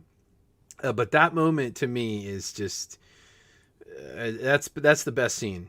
And it just, I watch this every year. And like I said, the sequel was really, really good. It's called A Christmas Story Christmas. Well, and I think the reason the sequel works, Gary, is because it took a lot from those little moments like the one you just said. Yeah, there's a lot of that. They treated it, they did it properly. And it was Billingsley that produced it along with Vince Vaughn. Right. Like, I mean, that's the extension of that, right? Like, he was trying to recreate that feeling he had. And it's just a great, because I mean, that's almost everybody's dad, right? Yeah. Everybody's dad is that hard, not necessarily jerk sometimes, but like they always have that little moment where they do those kind of things. But I mean, not every dad, but mine was kind of like the good that. Ones, some yeah, ways. The good ones. Yeah, mine was kind of like that in some ways, to where, you know, you wouldn't expect that out of him, but all of a sudden, you know, he would get you that one thing you've been asking for Christmas, even though your mom didn't want you to have it. And well, yeah, that's the other great moment. As you would be too, yeah. That's the other great moment is the mother looks at him, you know, and he's like, "Well, I had one when I was 8 years old," you know, like he's sort of apologizing and excusing for it, but it's just great, man. I mean, even the mom's a total psycho in the movie, but there's a great moment when, you know, when Ralphie beats the heck out of the yellow-eyed kid. You know, she calms him down, and she covers for Ralphie in this great way. I mean, you know, even the little brother is so terrified for his brother to get the hell beat out of him that he's hiding under the sink, and the mom hands him a glass of milk and closes the sink door. The only thing that's missing from that is I feel like there should have been a scene afterwards, like at some point where the dad heard about the fight and he's like, "I heard you kick that kid's ass. Good job." So like, this is like a little moment. But no, like, and that's what I love about the moment with the gift, though, is because it shows like the dad acts like he has zero interest in anything but his own things that he's dealing with in his life up until that very moment. Then you realize, oh, he's actually listening to his son. Yes. The whole time, you know, like he's been listening and paying attention. Yeah. This movie has everything. It's fun. It's enjoyable. But those little moments are what make it my number one. So. And I love that. Scribe? Yeah, I really identify with this movie with my father. I know a lot of people talk about that, but there's an element to it in that. So my parents had my sister and I like 10 years after being married already. So they had us like a generation late compared to my peers. So they actually come from a slightly earlier time. And so when the parts of this movie come up about, you know, like Captain Midnight on the radio and Little Orphan Annie and decoder rings and things, my dad would tell me about that. And even before we saw this movie as a family, my dad would make, you know, his morning drink with Ovaltine. So he was already sold on it when he was a kid, and it just carried over. And so watching this movie, I always felt like I was seeing a little glimpse into my father's own history to a certain extent. And I really identified with Ralphie because I too was a kid with glasses growing up who got picked on and beat up by the bigger kids and everything. And so there was a lot in this movie to identify with. Plus the fact it didn't, it was one of the few movies I saw growing up that didn't talk down to me, if you know what I mean. It really just sort of like treated you, whether you were a kid watching it or an adult watching it, just, you know, it didn't lead you around by the nose, didn't make anything so It's a good point, because it works on two levels in that way, right? Right? Because you have the adult version of Ralphie telling the story, but it's that joy he has of retelling his favorite Christmas, right? Right, and it's unvarnished. It's not like some kind of like doughy-eyed, like, oh, this, that, and the other. No, it shows all the warts and all of So a kid and an adult can relate to it on both levels, is what I was saying. But yeah. And when you watch this, you can be a kid and enjoy this, and then when you're an adult, you enjoy it in a different way. Yeah, exactly. Yeah. Yes. And that was the connection with my father and I in that way when we'd watch this, is because he was reminiscing about that time. I saw a lot of elements of the father in that movie with my own father and our relationship. And yeah, my dad, he was, well, he still is. He's not dead or anything. He rough around the edges and trying to teach me a lesson while not being, too chummy about it. But also, had like Gary was saying at the end, where it's like, oh, what's that over there? There was still that sort of sympathy and synergy, because the dad could still relate to his kid, even if there was a gulf of age and culture and trying to be an adult versus giving into the whims of a child kind of thing. So yeah, no, it's I probably should have put higher on my list, but I love this movie. Well, and that's the problem with my list here, and that's where I'm going to keep it brief because I've already been chiming in with everybody else, and I'm sure I'll bounce off a few of the rest of you guys too. But I share all those sentiments, and that's the problem with the top 5 of my list or so, or even more than that, is like it's pretty interchangeable at that point. And that's kind of why we just went this direction anyway, because a lot of these movies, they're just so ingrained with the holiday that I couldn't think of not having basically the top 15 or 10 of the list that we have here. And this is just one of those movies growing up that it just was always there as a kid, and every Christmas it was on. And even though it wasn't a big hit at the time it came out, because it lived on through video and constantly being shown every Christmas on television, like It's a Wonderful Life before it and a few other films, it became a cult hit to the point where it transcended that to an actual, classic film now. Yeah. So yeah, Andy, you're next. Well, I was actually shocked to find out that this is set in 1940. I would have sworn this was set in the early 60s. I grew up in the 70s, and this is what it was like in small town. We would go over to Philly and check out the Gimbals Parade, and do shopping and stuff like that over there in the city. So we would get a little bit of that, and the big pomp and circumstance of things. But that my parents were Depression era, and so if you're doing the math on this, Darren McGavin is probably like in 1940, so he was like World War I era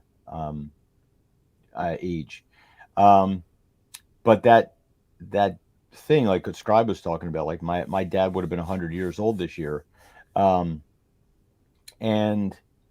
there was a certain stoicism, a certain you showed affection to your children in a different way, especially the boys. Mm-hmm. Like you were kind of tough. You were kind of like you might get the occasional rough squeeze and stuff like that as a hug, and you didn't get you weren't treated all gingerly when the mom hugged you and stuff, and that really carries through with this. The anticipation, everybody wanted that one thing that you and would you get it, and what you were really excited about. It has such a nostalgic feel to it. It's just absolutely wonderful. I think a lot of people that don't like this movie, that's just kind of overplayed, they just walk by the TV and it's on in the background, like, oh, this again. But if they sit down and watch it, really watch it, and Gary suggested I watch the sequel they did last year, which I did, and man, it's like Ghostbusters Afterlife, because it just really connects like that, with that big time difference, and Peter Billingsley is pretty much the same age as Darren McGavin was in the first film, so it's pretty interesting. I love both of these films. They kind of fudge the time frame there with the sequel, so that kind of sets the film somewhere between 1940 and 1950. I think Script and I had kind of figured it out. Yeah, and I think the whole point they're trying to get across with it was that period just between the radio and television era. Yeah, was kind of what they're trying to capture there. But because the movie, because I think the new one takes place in 1970, if I remember right. And they say it's 30 years since the first film, so that would set the original film in 1950 or whatever, or the Christmas 1949 or whatever you want to put it, or whatever. But so either way, I agree with all that, and you're right. It actually makes you feel nostalgia for a time you weren't even a part of. That's correct. Yeah. But yeah, and then let's see here. Who was next? 6. You had this on your list as well. Yeah, there's so many scenes in here that are just my favorite scene. They're completely iconic. But I think I would have to pick when he's standing on the landing wearing the bunny onesie, because my sisters and I would grow up wearing footed pajamas, and we loved them. It was kind of a pain when you had to go to the bathroom, but yeah, this was it TNT or TBS or somebody used to play it 24/7. Yeah. They would switch off, I think, every other year. Yeah, I loved that. I, typically would go to my sister's house. My family would gather there for Christmas, and she would have that on, and we would just sit and watch it the whole time, and while we were opening presents. And so it's a huge part of. I'm surprised I didn't put it higher. It's a huge part of my Christmas memories. And my dad was just like him, just like this guy. I learned how to swear from my dad. But he never. That was probably always my favorite scene. But go ahead. Sorry, say. Yeah, he never in a million years would have had one of myself or my sisters get out of the car to help him change a tire. But we were his daughters, not his sons. So, yeah, I just fucking love this movie. Yeah, no, because that actually reminds me. I still say Fragile. And I love the mom's reaction to the lamp. It's so funny how she sees it as like a prize. The shot of him rebuilding it is great, because you see her in the background, like really fighting not to laugh at him, and he is desperately trying to rebuild this thing. He puts the shade on, it just collapses, and you see him, he's so upset, and she is like choking, trying not to laugh at him in the background. Great staging. Yeah. It's like, and then what's best is when Ralphie is like the adult Ralphie's like, the old man buried it in the backyard, that right? I could have sworn I heard the sound of taps playing. Was it Ralphie or was it his brother who was running his hand up the leg? It was Ralphie. It was Ralphie. Yeah, statue. Ralphie. It's so great. Yeah, because that was so proud much of my that parents, too. man. Because like the scene with the whole thing with the swearing is really stands out to me, because that was me and my dad a few times. Because he'd catch me saying something I wasn't supposed to say, and he'd be like, "Where the hell did you hear that?" And I, of course, just like Ralphie, of course, the answer is you, but I wasn't gonna say that. So which friend was I gonna throw under the bus this week? Yeah. Schwartz. Schwartz. Dude, the scene when she's on the phone with the other mom and she's beating the crap out of Schwartz. What I do? She's like, do you know where he heard that? And the other mom's like, he probably heard it from his father. Yeah, no, he heard it from your son. What? Bam, bam, bam, bam, bam. Just beating the crap out of this poor kid. But it was so funny. But you're right. That's definitely like they do a good job of emulating parents from a certain like generation there. Because my parents too were a little bit slightly older than. Did you guys notice the the Chinese restaurant at the end? Did you notice where it was? So no. It's in an old bowling alley apparently, but it says bowling, but the W is burned out on the neon sign, so it says Bo Ling. And that's the name of the Chinese restaurant, is Bo Ling and Sons. And Gene Shepard said that when he was young, his mother was looking for a Chinese restaurant they were trying to get to, and she saw a bowling alley with the W burned out on the neon, and she's like, Bo Ling, I think that's the name of the Chinese restaurant we're looking for. And she had no idea it wasn't that. That's where he got that idea. I thought that was fucking hysterical. I never knew that story. Yeah. Yeah. Which is funny because I've actually looked up a bunch of his they're out there, like his classic radio shows and stuff, because that's where a lot of these stories started from. Yeah. And he wrote, actually, because the funny thing is he combined like two stories for this movie. The leg story actually comes from a separate story. Yeah. Because he talks about the whole leg incident. It's like a little 45-minute story that he tells on his radio show. Yeah. And it's hilarious. It's on YouTube if you guys check it out. And then the other Christmas stuff surrounding that, the BB gun story, is a separate story. You should check that out. And then he also tells the story that, if you haven't seen it, a lesser known, because these movies actually has quite a few sequels that people don't realize. There was a couple of TV movies. Yeah. And they actually did My Summer Story, which is a direct sequel to it, and Gene did the That's a good voiceover for movie. like 90% of them. I was just gonna say my summer story is actually the other one I found the radio show for, where he talks about that story, because there's like 2 stories combined there as well. But yeah, it's great to listen to him tell these stories. Go back and find them.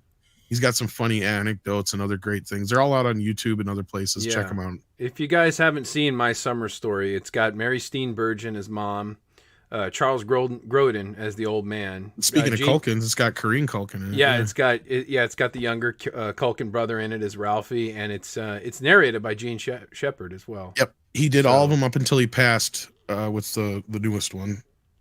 Yeah. So check those out. Yep. Some of the other ones are a little harder to find, but you can find them on YouTube and stuff. So for the most part. So I just want to say that I never knew this movie existed until 2001. What? How Wow. did that happen? Really? Well, I think it highlights how regional TV was at the time. This movie was never on any of the channels I was watching in Oklahoma growing up. None of them. Wow. Everyone was, oh, well, okay, A Christmas Story. I was like, what the hell is that? Were you raised in a cult? No, I was not. There was only there was 6. There was only 1 television in Oklahoma at that time. Right, yeah. Oh, yeah. No, it just, I knew of all the other films that were on this list and everything at that time, but I didn't know anything about this and the whole Shoot Your Eye Out and all that stuff and everything until I moved to New York City. And then New York City? I know. Get a rope. I've had real picante sauce. But, yeah. Oh, I love picante. Oh, man, that's a real Mexican cook. Not this Tex-Mex crap. I do have one more funny story that's around this. And nobody cares, Tom. Really, I care. Seriously, nobody cares. Okay, all right. 6 cares. Let's do it. Well, I was All just right. quoting Star Wars. Oh, I know that hold scene. on. Really I got She that earned reference. This one. It was really good. Nice. That was awesome. All right, like one of my adopted mothers growing up, she had a big family of kids. So like as the other kids got older, the younger kids would hang out all the time there and stuff like that with the kids that were more her, the younger kids' age and whatever. But she was telling me the story one time about when the movie Johnny Get Your Gun had come to the local theater, and it was around Christmas time. So the mom in this story got it confused with A Christmas Story. Oh, no. And so she dropped the kids off so she'd go Christmas shopping at the theater. Oh, no. So, And then Metallica starts playing and everything goes to hell. Yeah, so basically, if you know what that movie is, it's a very violent movie about a violent I don't act. see the problem. I don't see. Yeah, you wouldn't, Brian. But anyway, so basically, the youngest of the group was just bawling when they got picked up, and the oldest one had to explain what the hell happened, and she felt horrible about it. And they're telling me the story. I'm laughing my ass off. And then, of course, the girl that was the crying one at the time was younger. She's like, I don't think it was very fucking funny. But yeah, so that can happen, kids. She just mistook it, Johnny Get Your Gun. Oh, that's that movie about the kid who got his BB gun for Christmas. That's what she thought. That's all it is. But anyway, moving on. A totally different film. All right, ready for number 2. Always. And this in one the morning. received 6 votes. There you go. All right, and Gary had this at number 2. Scrooged, Scribe at 3, Tom at 5, Andy at 8, 6 at 9, and Toxic at 9.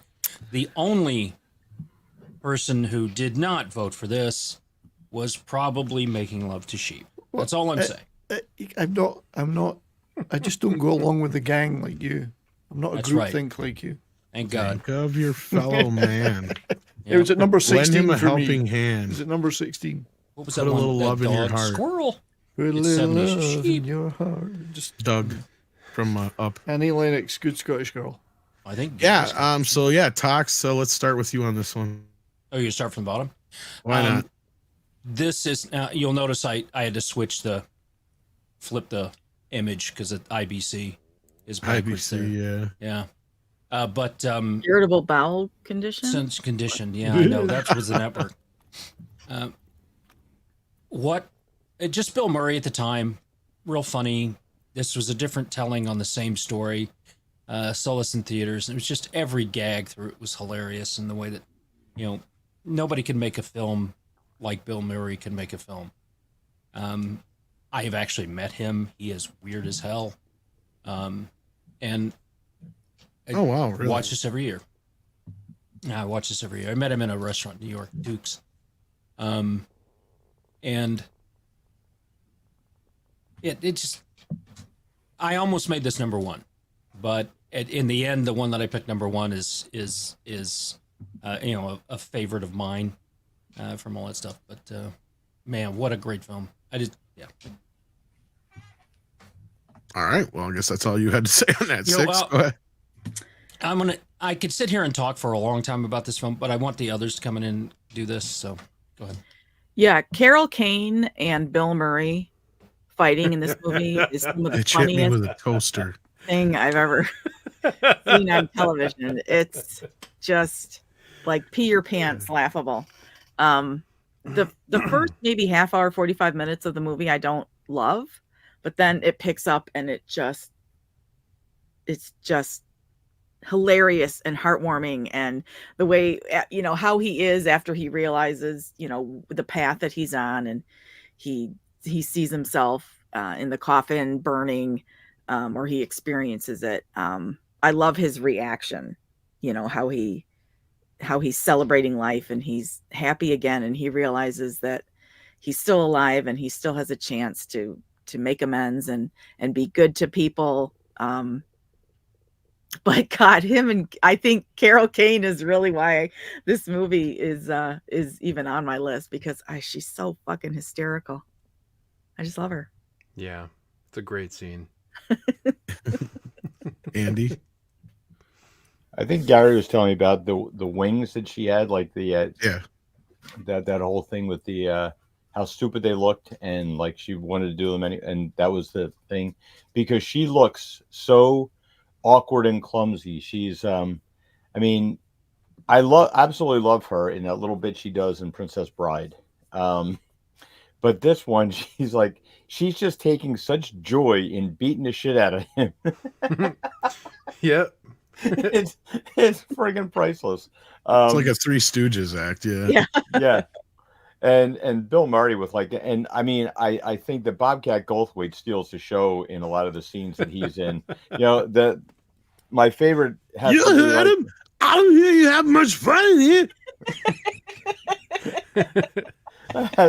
And he said, oh, what the hell did he call the boss when he's talking to Robert Mitchum on the phone? He says, and by the way, but he really, really likes you. He never felt this way about a man before.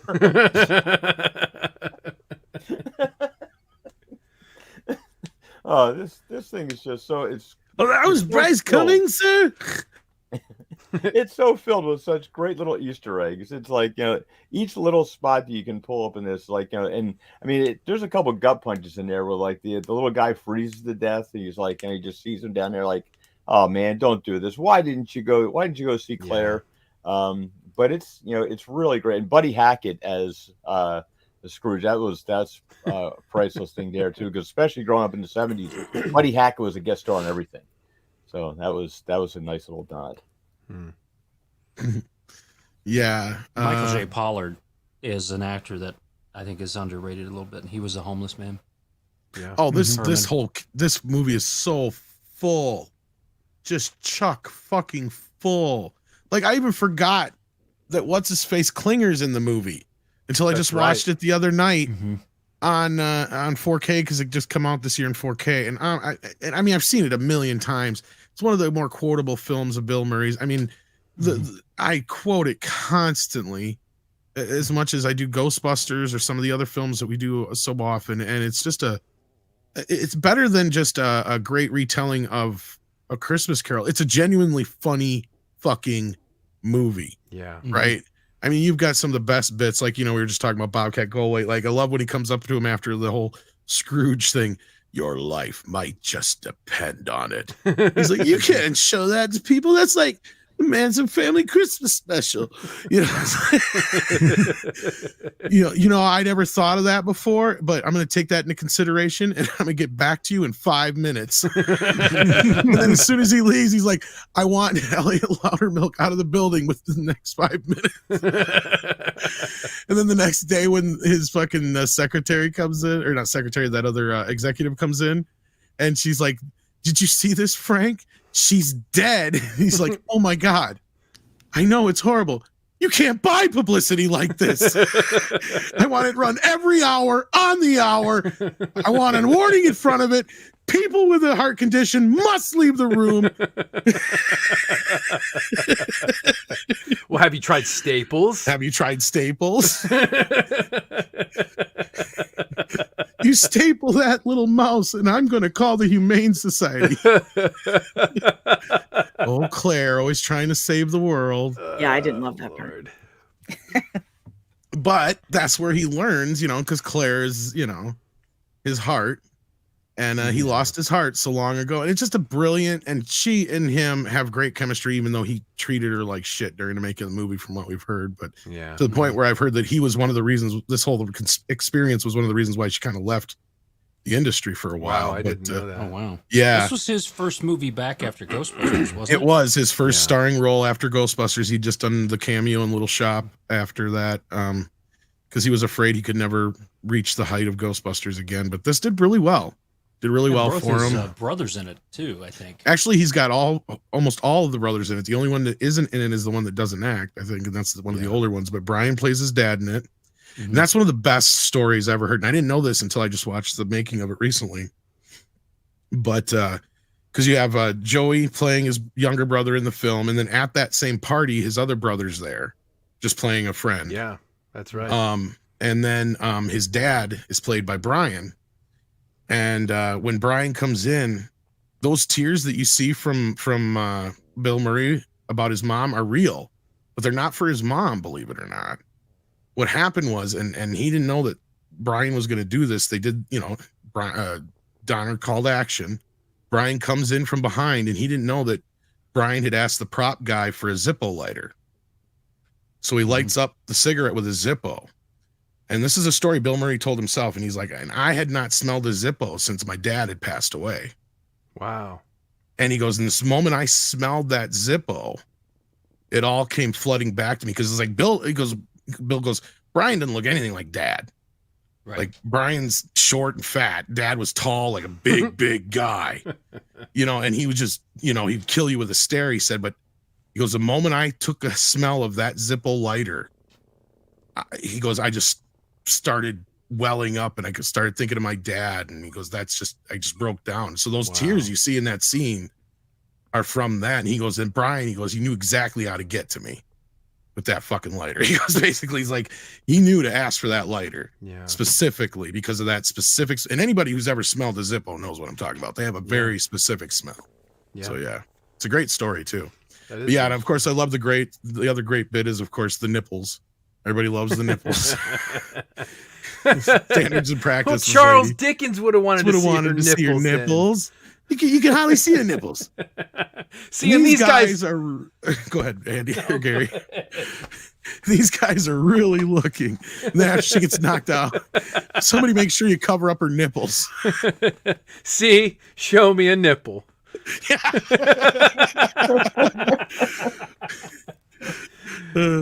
Anyway, I've talked enough about this. I love this film. I love it. I mean, Bobcat Goldthwait being in it too is one of my favorite parts as well, because his character playing the Bob Cratchit role is so brilliant. When he shows up with the shotgun, hello, Wabbit.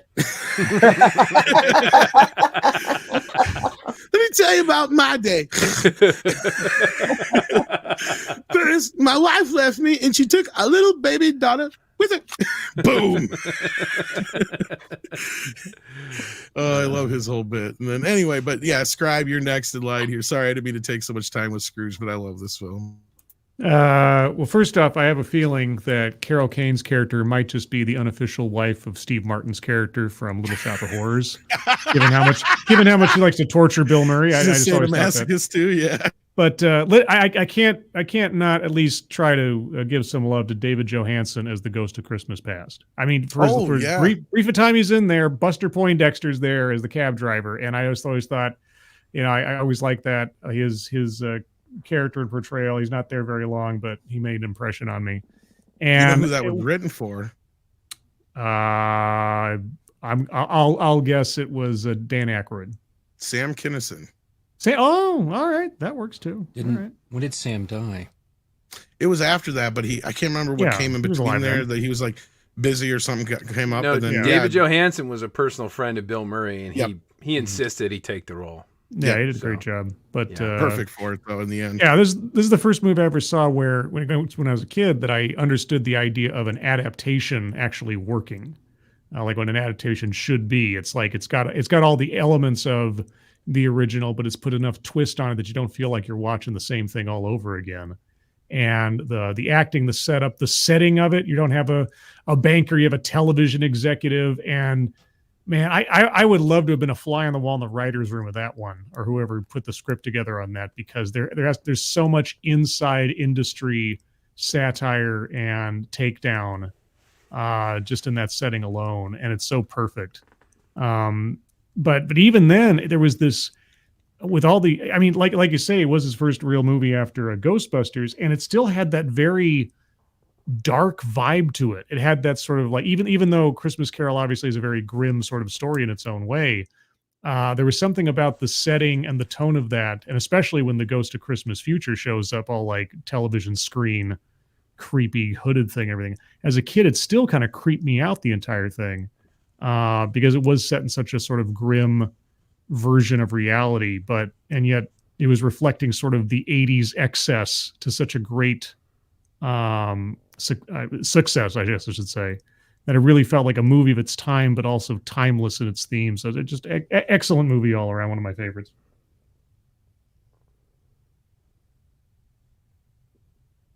Indeed. Okay. Gary, go ahead. Number 2 on your list, man. Yeah. So Michael Caine is my favorite Scrooge, but my favorite portrayal of this Scrooge character is definitely Bill Murray. Frank Cross is an utter bastard. He's a rotten bastard. And if you look in his office, I'm sure you've seen this, Tom. If you look in his office, he's got that little gym, and when he goes to meet his brother in there, he's got the definition of his last name, Cross, on the ceiling, and it says a thing they nail people to. He's an utter bastard, and he goes from being such a bastard to this.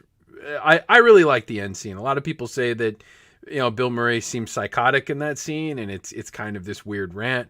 I really like it. It was totally improvised, but I think it's incredible, and it showed a lot of dynamic range from Bill Murray, who is actually a decent actor. He's not just a clown. The idea that also, I think it's really interesting that they're actually shooting a version of Charles Dickens' A Christmas Carol at the TV studio while he's going through this whole process, which is interesting. I'd never really seen that before. Now, Tom, I know that there was a DVD that was supposed to be released in 2006 that never came out, and I guess they re-released it on 4K, and it's supposed to have almost an hour of deleted scenes and all kinds of documentaries. The deleted scenes did not make their way to it. That's where I was pissed. But the other stuff did. The documentaries, and that's where I learned the story about Bill and his dad and Brian. Okay. And some of the other stuff's on there, but not the deleted scenes, because I heard about that too, because there's supposed to be like close to an hour of outtakes and deleted scenes. When you look at this movie, you can tell there is so much cut out of it. Well, most of the end is improvised. Well, in the end, but I mean, there's, like you're saying, Jamie Farr's. But yeah, just all their stuff. They were back and forth. Yeah. Who's the guy that played Sledgehammer on TV? David Rasche, is that his name? David Rash? Yeah. He's in the movie too. He's standing behind Mary Lou Retton when she does her flip. So he doesn't just show up as a background actor. He was in a scene in this movie that was cut. There are lots of actors in this movie where their scenes they were removed. And even Bill Murray said this was a big, messy movie that we shot. And what you see is just a small portion of what we had filmed. So I would love to see all those little tidbits that were cut out of this movie. But this was also, I think this was Danny Elfman's second major score. This movie is where he sort of kind of, I think, actually, but yeah. Okay, well, all right. He did Back to School and Pee-wee, but I don't remember what he did, if he did anything in between there and this. Okay, well, major score. Was Back to School a major score? I don't remember. I don't remember. It if got that a was major soundtrack release, I guess. I don't know. Well, I mean, was it a big time release though? Like this movie? I don't remember. I mean, it was a MGM studio picture. I mean, in that respect, yeah. Well, anyway, it was at the beginning of his career, and this was sort of defining his sort of, Tim Burton-esque kind of, sound. Oh, you can tell from the very start it's a Tim Burton score. Absolutely. Exactly. So this was kind of, he was developing his style at the time. And of course, man, we got to give credit to Richard Donner, who was the ultimate craftsman of movie making. The guy was brilliant. I mean, the guy did so many wonderful movies, major epic movies. He was not afraid to stand up to the studios. He was a big, tough guy. He was like everybody's dad in Hollywood. There was definitely no bullshit going around on his set. Yeah, this is a really, really good movie. An updated version of one of the greatest stories ever written. Yeah, I agree. Yeah. And that's why it's number 2 on our list tonight, folks. Yep. And while we're reaching that point, we're going to check into some of these super chats. We got Patrick James here who sends in $10, says, look, my top 5 will strike out, although I hope one of them will be in your top 5. We'll list my top 5 in the chat later. And the rest of you feel free to go ahead and post your top 5. We'll try and grab as many as we can as we go along here. We got Patrick James who sends in a pair of the 20, and that's his top 5 here. It says follow up to previous. My top 5 are all black and white. Number 5, The Bishop's Wife. Number 4, A Christmas Carol with Alistair Sims. Number 3, Silver Bells. I didn't even know that was a movie. That's news to me. Patrick James sends in another 20. Thank you so much, and finishes off his list with number 2, Miracle on 34th Street with Natalie Wood. It's a Wonderful Life with Jimmy Stewart, and Joy of Being Sentimental Old Fool. Well, now I think some of these have already made the list that you mentioned here, if I'm not mistaken. It's a Wonderful Life, yeah. Miracle on 34th And we did talk Street. about both versions, yeah. Top 2 did. Yeah, we did both. Yep. It was very So there you generous, go. Patrick. I had Yes, Alistair indeed. Sims, Christmas Carol too. Yes, you did. That's right. Yep. That's right, you did. And Southern Belle sends in a $2 super chat. Thank you so much, Southern Belle. Says Penny Serenade 1941 was robbed. Recount, please. I'm sorry. Sorry about that, Belle. And then Super Omicron asks the age-old question. And this is the best argument I can give people on this. Could Die Hard be considered a Christmas movie? I say yes, because Christmas is an integral part to the story. John McClane is coming. Oh, how dare you? I don't, but for me, it's not a Christmas movie. I don't think that for you, it shouldn't be a Christmas movie. Well, I'm just saying, here's my argument that I give to people who want a decent basis to start from. And that is, if you take Christmas out of the story, it falls apart. The whole reason it's happening on so many levels is because of Christmas. There's an overarching general story about the reunion of the family on Christmas as being a part of it, and the terrorists coming in between that and all that business. Plus the fact that the terrorists are taking over the building on Christmas for that very reason. It was very calculated in that respect. Yeah. The reason John McClane was coming all the way across the country, not halfway across the country, literally from New York to LA, is because it was Christmas. He's not going to, because I've seen so many people go, well, it could just be a 4th of July party or a birthday party. It's like, are you going to travel all the way across the country? Like, why didn't he sooner then? Well, isn't that where his kids lived? Exactly. But he didn't come out until Christmas. They had been separated already at that point for however long. So that makes him a shitty dad if he hadn't visited his kids. Well, if you've watched the movie, he says he had a backlog of cases. I watched the movie. Walked away. We're going to argue right now like him and her in the movie. What about you? You just took off. Anyway. For a higher paying job. For a higher paying job, exactly. He just took the kids and ran. I'm surprised the LA police just didn't offer him a job. Yeah. Well, they did in the sequel. He's an LA cop. They did. Mm-hmm. And I'm not a big fan of the sequel. They went back to New York.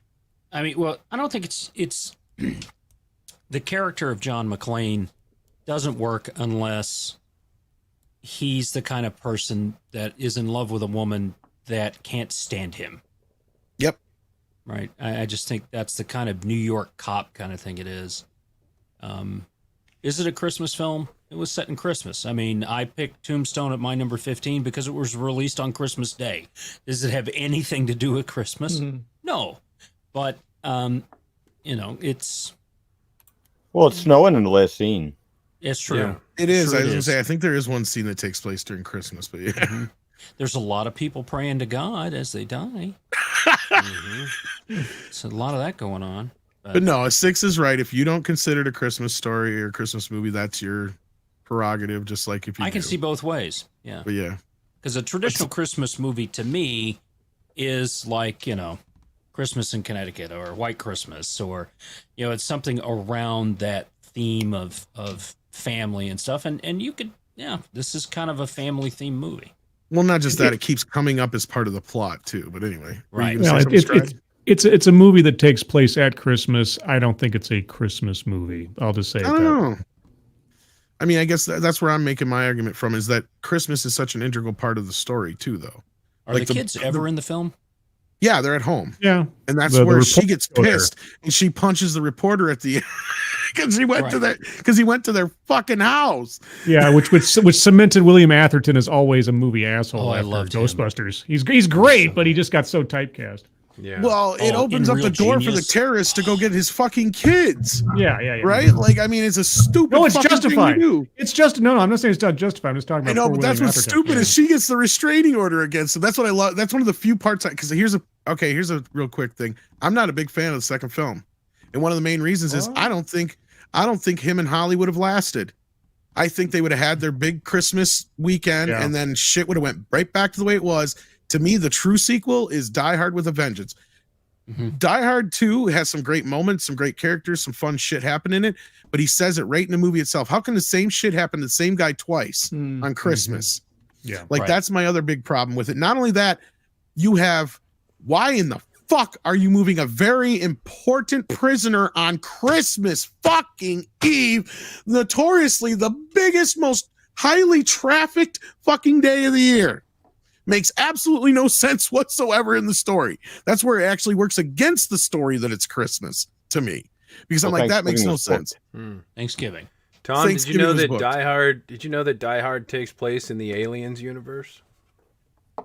I did not. I did not know. Yep.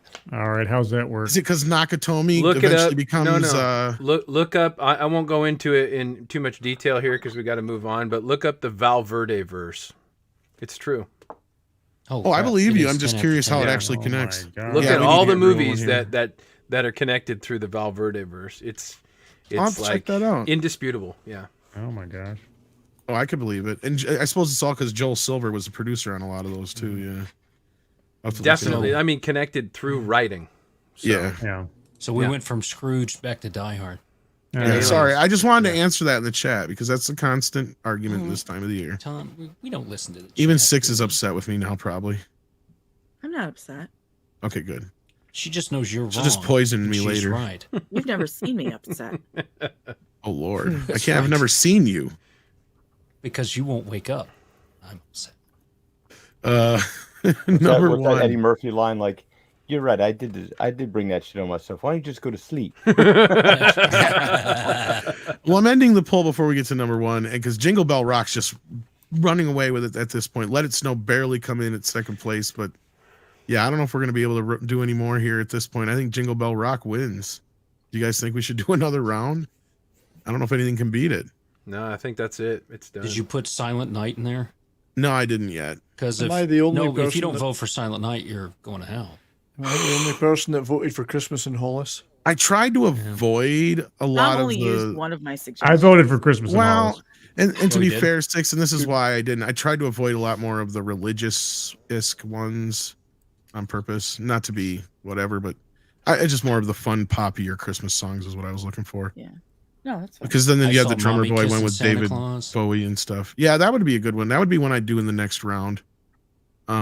But I don't know if it would even matter at this point. I don't know if anything could beat that. I thought the two that could already got beat. So Is that why you avoided Spinal Tap Christmas with the Devil? well, That's a nothing will great ever song. beat that.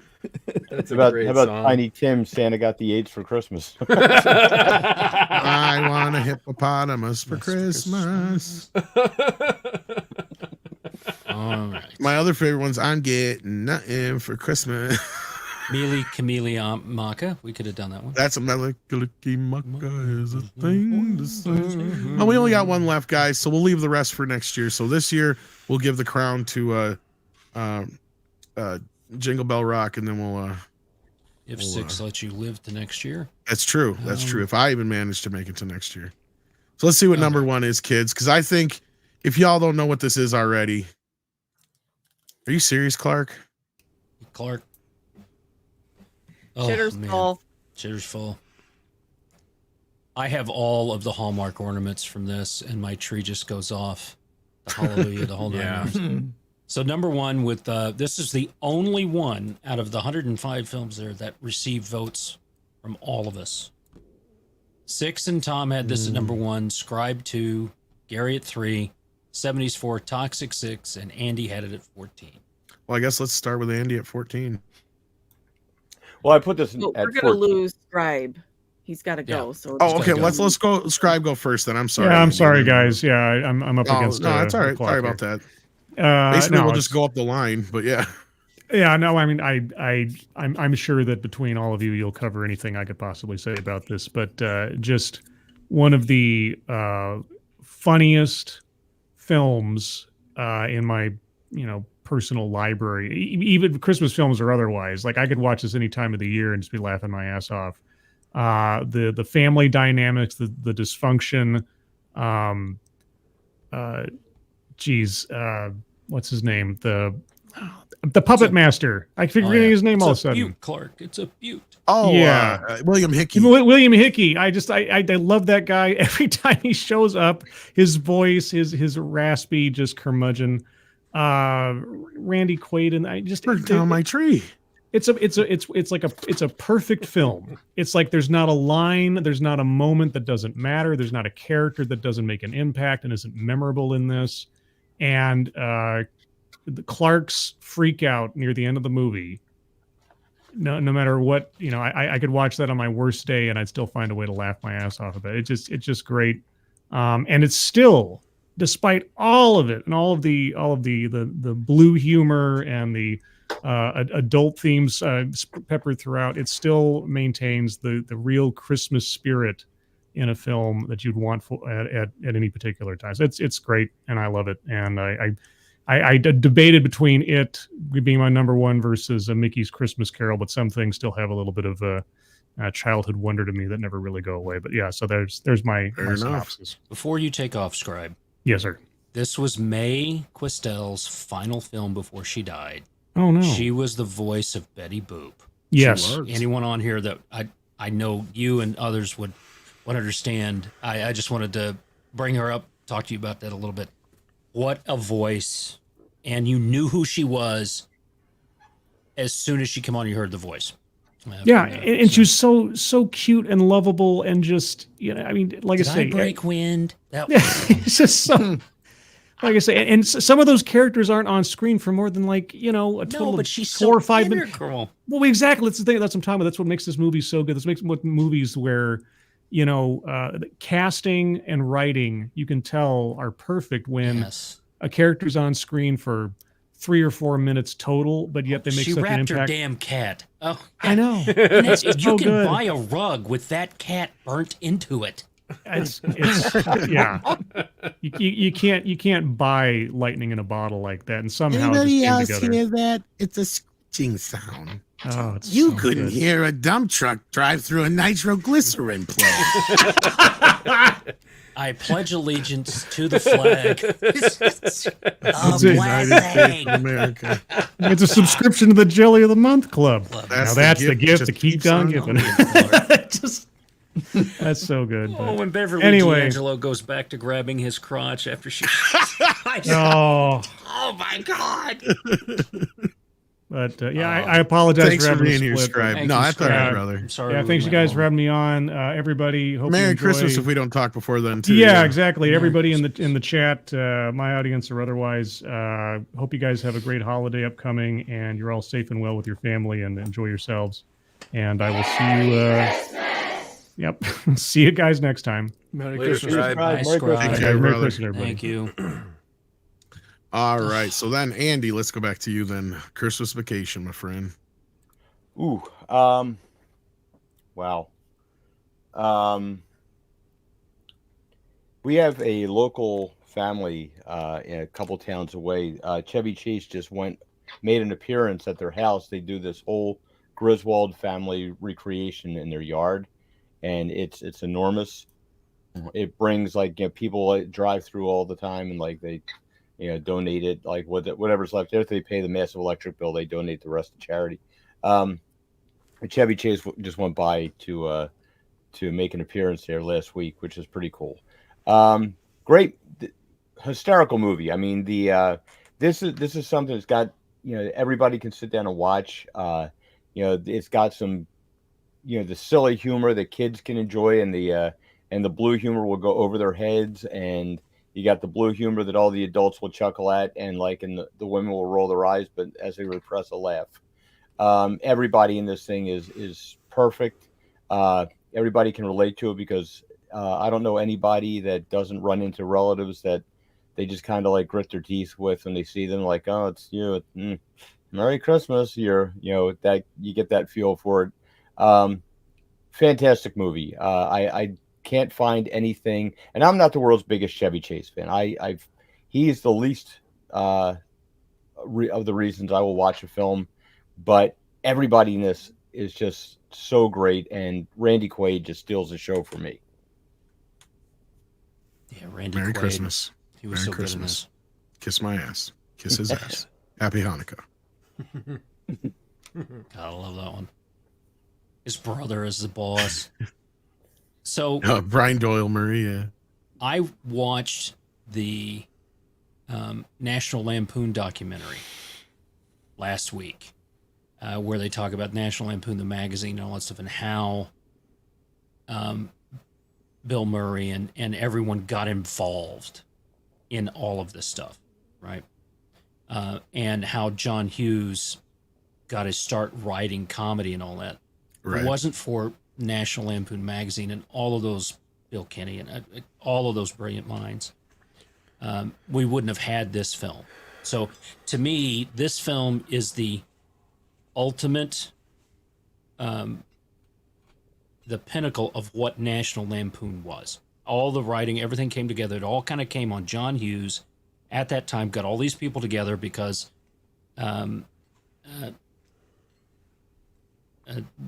older Murray brother was in National Lampoon, all that things, the Radio Hour, all that stuff they did came to this. And my top films above this were all sentimental type Christmas, but this is the one I've got all of the Hallmark ornaments. Those are the ones that go up on the tree. We're quoted all the time. I've watched this film 4 times already in the last 2 weeks. When he goes to pull down the ladder for the attic and it slides down and hits him in the face, I still roll every single time I see that. And he was the pratfall guy, right?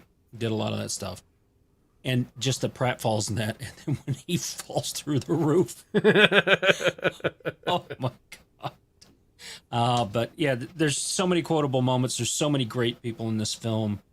I encourage you to go to the Wikipedia page for this film and some of the others that we've mentioned here in this top 13, and just look at some of the actors and actresses that are on there and follow them down, what they did. I mean, Johnny Galecki's in this, and you know him from more from the Big Bang Theory.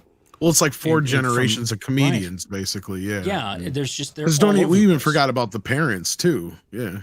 Oh, or yeah. We didn't really because bring them up that much. And yeah. Beverly D'Angelo is an underrated. Well, I meant their actress. parents as well, but yeah. Oh yeah. Well, you're talking about Marion Flynn and William Hickey and and all those. Well, the William Hickey be the next, the older generation, but then you had what's her face from who went on to be on Raymond and stuff like that, playing Beverly D'Angelo's mom and stuff like that. Doris Roberts. Yeah, Doris Roberts and the other guys playing the parents and stuff just a great ensemble John cast. Yeah, he was funny. E.G. Marshall and Diane Ladd, and there we go. Brian's got him. Thank you. All those. Yeah, but that Where's the Tylenol? That's all I've got. Best line in the movie, though. Yeah. That entire Holy thing. shit! Oh. Where's the Tylenol? Holy shit. My favorite line is when E.G. Marshall looks at Clark. He's like, "You're goofy." Clark looks at him like, "Don't piss me off, Art." That's my favorite fucking line. We needed a coffin. Tree. A tree? And an asshole in his bathrobe dumping his chemical toilet in the That's a drain sewer. It's not meant for that. Oh, man. I feel sorry for the poor bastard who lights a match with it. No. Oh, yeah. The uncle at the stogies. And the rocket's red. Oh, man. And Slave all. the song, Christmas Vacation. Mavis Staples, yeah. Mavis Oh, Staples. man. What? Yeah. And, but when they're at the sledding scene, he's like, I've got this new thing on it. Later, dudes. And then, The cereal varnish. Yeah. Oh, Or yeah. not the varnish. That's the other thing. The slick resistant coating. non-stick coating or whatever. And Oh, man. He just takes up. winds up in the Walmart parking lot bin. They must have man. literally fired a rocket off or something for that shot. They- Because it's going part of about it's 900 miniatures, miles an believe it hour. or not, Gary. I seen some about it once, and I believe part of it's actually miniatures, if I remember. Oh, really? Well, Yeah. yeah. I mean, maybe it was. It And then the literally other thing is going like they have 900 him miles. literally on like this gimbal thing or whatever, where he's just like spinning, and then they would have a background thing going Right. fast by him. But yeah, So 70s is up next. I'll toss it to him by saying, so Cousin Eddie, brilliantly played here. The doily, you can see his dickies through the see-through sweaters. And all that Yes. stuff. When A he's black dickie on a white shirt. got a white shirt, he just like, oh my god. So he's in that outfit, and he's got the leisure suit that went out of style with the boots, the white boots. They're just too short. The legs are too short and all. So you can tell was something was in style, and he hasn't gone up from them. But whenever I think of Cousin Eddie, I think of 70s rock fan. Well, that's very kind of you. Yeah. Because I don't think I could be even that cool. what really Yeah, hurt no, us was maybe that not, but- $5,000 we sent to that priest, Yeah. to the I- televangelist. Oh yeah. And the What worm. about the We had kids? 10. Well, his 8 kids can fend for themselves. and the worm. And farm. that's one of the things about this movie, that it's just full of great gags and one-liners and Yeah, comebacks and put-downs, and it's. I don't know if there's there's so many concentrated gags in this movie. I think per movie it might be one of the most Oh, it is just gag pound filled for of pound. any movie in history. and there's the not only any of them thing- that don't land. Well, they He's all shitting land. bricks. You shouldn't say that word. Sorry. Or shitting rocks. You shouldn't say that word. Shitting bricks. Sorry. I think this is our family's first kidnapping. No, it isn't actually. the That's what kind of asides. pissed me off. Yeah, because it's the second time they kidnapped somebody. It was in the first movie they did. I think someone true. already mentioned the dump truck and nitroglycerin plant one, but Yes. He's the got only that thing that could have Mississippi made leg this, hound in him. the only thing that would make this movie better, the only thing is if Beverly D'Angelo had done a topless scene. Well, then it wouldn't have been able to be PG-13 I know, by I 89. I wish think it they had did in the tamed it first down. one. Yeah. They First tamed it two. by then. First two, yeah. But just every gag you can imagine going, and they're all. But through it all, despite the wackiness, the family digging at each other, Clark retains this indefatigable good cheer and positivity. I mean, the man's just an icon of positivity. It's unbelievable. When everything that was around him is crashing and burning, it's and the whole lighting, Christmas lighting, Oh, the exterior lights. I just die. I hurt myself watching that every when time. he It's- falls off the roof and the ice slides out of that gutter. Why is the carpet all wet? I don't know, the Margot. whole town goes down. It's just, Oh, they are so funny as the next door neighbors. eat Oh. my road grit liver lips. That's another great line. Eat my road Oh, grit when liver he lips. says, "Why don't I'm going over there to say something?" She comes back. What happened to you? She punches it. It's one of the greatest comedies ever. Never mind Christmas movies, and by definition, that makes it one of the greatest movies ever, I think. It's you cannot fail. I don't know how many times I've watched it. I laugh every time. Fix a new It's post. hard each time. It's such a great movie. It's such good fun, and yeah. has the required amount of physical violence you would expect. So Yeah, we're gonna have a good old-fashioned fun family Christmas. that's right. You having fun, kids? Yeah, we are, Dad. Yeah. Yeah. I like when he goes out. Johnny Galecki goes out. Dad, you think with it? Rusty, oh, good talk, Dad. Good talk. You know, he goes, He's so positive, Clark. You've got to love him. You absolutely have to love him. Anyway. oh, when she finds out the lights and flips the switch. Oh You're god. like, Yeah. oh God, we've all been there. When he's sitting there with the thing.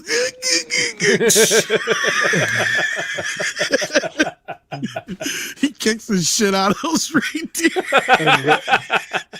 He's like grabbing each one and punching them specifically. Like, that's great. Check all the lights. Yes.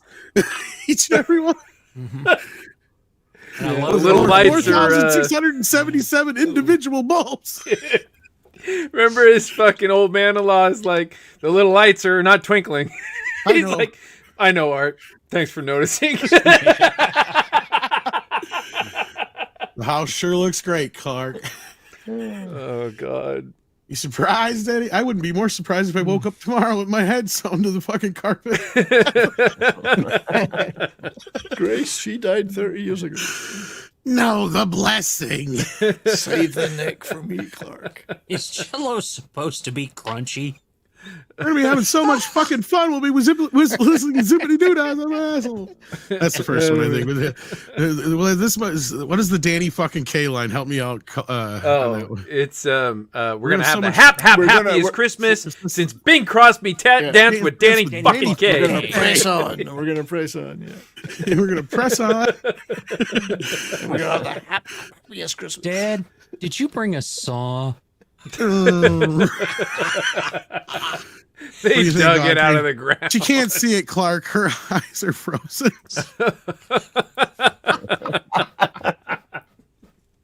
I love the fact that it's that Caprice it's a Ford Taurus wagon. But what I love even better is it's got the green. same color scheme, yes, as still the is the truckster. truckster. And oh. You think you hate it now? Just wait till you drive it. It should have been the truckster.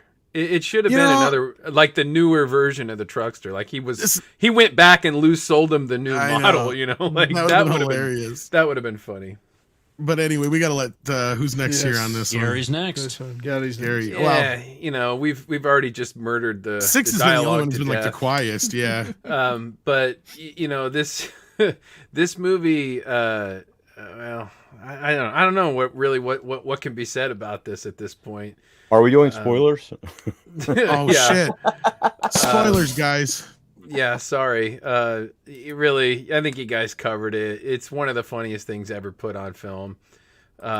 Everybody can relate to it. You know, everybody has these. You know, everybody has some kind of family member in this. You know, Clark Griswold. I want more Griswold stuff. I'll take Easter vacation. I'll take summer vacation. Have you seen the Eddie's take- Christmas Vacation? No. I'm not. Oh no. Lord. I'll take more Griswold shit all day long. I wish there were more of them. I take it you haven't seen the Ed Helms one either. I did. I saw it. It was very disappointing. But yeah, this is definitely a yearly watch for the Christmas, for the Yule log season. So that's it, really. You know, that's it. Well, I'm sleeping with your father. Yeah, that was hilarious. Are you smoking? That was so hilarious. No, Mom. 6, you've been very, very quiet. What's your feelings on Christmas Vacation? It was your number one as well. Yeah, well, every time I laugh, I cough. So that's why. Oh, I'm sorry. Understandable. So Understandable. It's the beer bug from like 3 months ago, and it's just I have this lingering cough. But love this movie. I think somebody said it's a perfect film. It's a perfect film. And like I think it was Tox who said that the scene where Clark is on the ladder and then he climbs up to the top and then it comes crashing down and ends up on the bottom again. That's probably the I like when he staples his own fucking sleeve. Oh, that was hilarious. She comes out and he's talking to her through the bushes. The bushes are just shaking. We just made Six laugh again. She just kind of shrugs it off and walks back in and says, well, that's my husband. Yeah. And I can empathize with him with the lights because I do a big light display, but for Halloween. And so when, you have one strand that's out or one section of a strand that's out, it's it's very frustrating. So I really love his struggle with the lights. And when she flips on the light switch in the garage, my God, that is because I do that same thing. I'll plug something in my garage. I have this heated water bowl that I keep out there for my garage cats. And I can never tell which way the light switch is supposed to go. If it's supposed to be up or if it's supposed to be down in order for that outlet to work on the back of my garage. And so I have to go back and forth and test it. But anyway, yeah. So despite the poor kitty, rest in peace. Absolutely love this movie. I had cats chew through the lights on my tree this year. Yeah, that happens. Well, at least you don't get to know the cat for very long in the movie. It's kind of a dick. I could fumigate this, Clark. Can we... That cat had lines, just spent them all. Yeah. Hopefully you didn't suffer. And why don't you get yourself something a little nice there, Clark? Oh man, what a perfect film! At least for our generation, right? Yes. Well, I mean, this is a question I wanted to ask the whole group about. My kids love this film, by the way. At what point, except for the older people like Brian? I think I'm older. Well, Brian's 90, right? Yeah, exactly. So he doesn't qualify for this. He's always William Hickey in this equation. But at what point did you go between being like, yeah, I'm kind of like Rusty, this is my family, and watching this and like, how your dad would always get obsessed about Christmas or whatever, maybe, or whatever, blah, blah, blah, blah, to actually being Clark in this equation? Because that for me was, of course, when I had my kid. You go from like Christmas, you're kind of an observer of it. It's just kind of happening around you to all of a sudden now it's up to you to make it the best goddamn Christmas. And I do. I understand where Clark's coming from, especially when my kid was getting to that age where he understood what Christmas was, right? So I always wanted to try and make it special. Like this, along with A Christmas Story, I think have that element to it. It's like a father that just tries too goddamned hard. He means well. He just wants to have his family together for Christmas and for everybody to have the best Christmas ever. But every goddamn thing that could go wrong goes wrong, including Eddie. Right? Well, I think that's why the scene with him up in the attic and them showing those films from back then is so important to this film. Right? If you don't have that scene, every scene in this movie, if you don't have it, the movie's not going to be good, in my opinion. I don't think there's anything you can cut from this film. Yeah, I think there's an element of truth in what you're saying, Tom, about being seen. The pressure is on if you're a father, or certainly was in my day, to make it all work. Yep. To a great extent. I'm certainly not disregarding the mother's role and. Oh no! But it's like there's a pressure to do certain stuff, and I think everyone does tend to look at you as well. You're the guy that's going to make this happen. We need this. Your dad now, yeah. Yeah, there's an element of truth in that. I mean, that's maybe the rest of it's total crap, but that part, just an element. That's good. Yeah. Well, and I think the part that really makes it that in the movie is when his father says, "No, this is your Christmas, son. It's your turn to read the night before Christmas." Like and his that dad comes in and recognizes great. that kind of pressure too when he talks to him. It's being a little bit harder than things, How did you get through the holidays, Dad? I had a whole lot of help from my friend Jack Daniels. So true. When he downs that eggnog, oh my God. Yeah. Well, I don't know if anybody else is going to go. I've had Christmas with many kids. I knew you'd probably relate to this, yeah. And I'm going through a Christmas with grandkids now, right? And now you get to kick back and just have fun, yeah. That's much easier. Have had so much fun at Christmas. My parents grew up in broken homes. My mother had one Christmas gift her entire life growing up, and it was broken that day by her brothers. They got together and said they weren't going to do any of that. Kind of said, we're going to have that. Weren't going to argue in front of us. Weren't going to do any of that. They were going to make sure that we had that picturesque life at Christmas that they saw on TV and in movies. So Christmas was huge for us. My father, locomotive engineer, he wasn't around all the time for birthdays, things like that, because he could get called. It's like being a pilot, 8 hours, you got to go do this, got to do that, right? So we learned not to celebrate the day, but celebrate the time we were together. But the one time that the railroad guaranteed they were going to get people home was for Christmas. And so that Christmas morning, he's got a little bit of Mississippi Leghound in him. When he gets going, just let him finish. Yeah, that's what I was laughing at. I was laughing at you. Snots. What is that? Oh, it's just snots. Yeah, he's got a bone. Oh, he got it. But yeah, it just, I've done this and I've gotten up and done sleigh bells and, gotten the kids up and them coming in and thinking, oh, Santa just came and do all that stuff, because I was too excited to see the looks on their faces of joy and all those kind of things from there. So I could keep going. I'll choke up. Speaking of snots, does anybody else catch that little bit at the very end as we're panning out from Clark on the boom? He actually gives Snots a little pat on the head. Yes, he does. Mm-hmm. Yes, he does. Did you guys ever notice that? Yeah. I love that. Yeah. Snot comes up, sits down, and he starts petting him. It's a beautiful ending. Everything's all right. Yeah, it's a great ending. Yeah. I got a Christmas present last year from one of my sisters that it's a picture of Eddie in his bathrobe holding onto the poop pipe, and it says "shitter's full." It's probably like 20 inches by 10. Nice. I'm not sure what she thought I was going to do with. I mean, it's funny, but did she think I was going to hang that on my wall? I don't know. But did you get away with taking it to work or something, maybe, or something like that? Who knows? Yeah. No, but that's funny because actually that's my other thing with this movie. Besides the many things that we've talked about here, this is a very important movie to my family. This is one that my mom adores. So every Christmas, I tend to get her something Christmas Vacation. Because luckily this is, as you said, there's been the Hallmark things and some other things throughout the years. Even Six just talked about the sign and stuff. There's usually plenty of stuff out there. I think one year I got a shirt for her. This year there's actually more stuff I think than there's ever been. Because I got her a couple things this year already. And I doubt she's listening, but I got her that talking one and stuff like I got in a cup and some other things too. So it's like last year I got her the Christmas Vacation, like a little card game thing. And some other things. So yeah, like every year I get her something Christmas Vacation. It's just kind of a thing. And actually gave her the movie again last year too as well, but she didn't have it on Blu-ray, but yeah.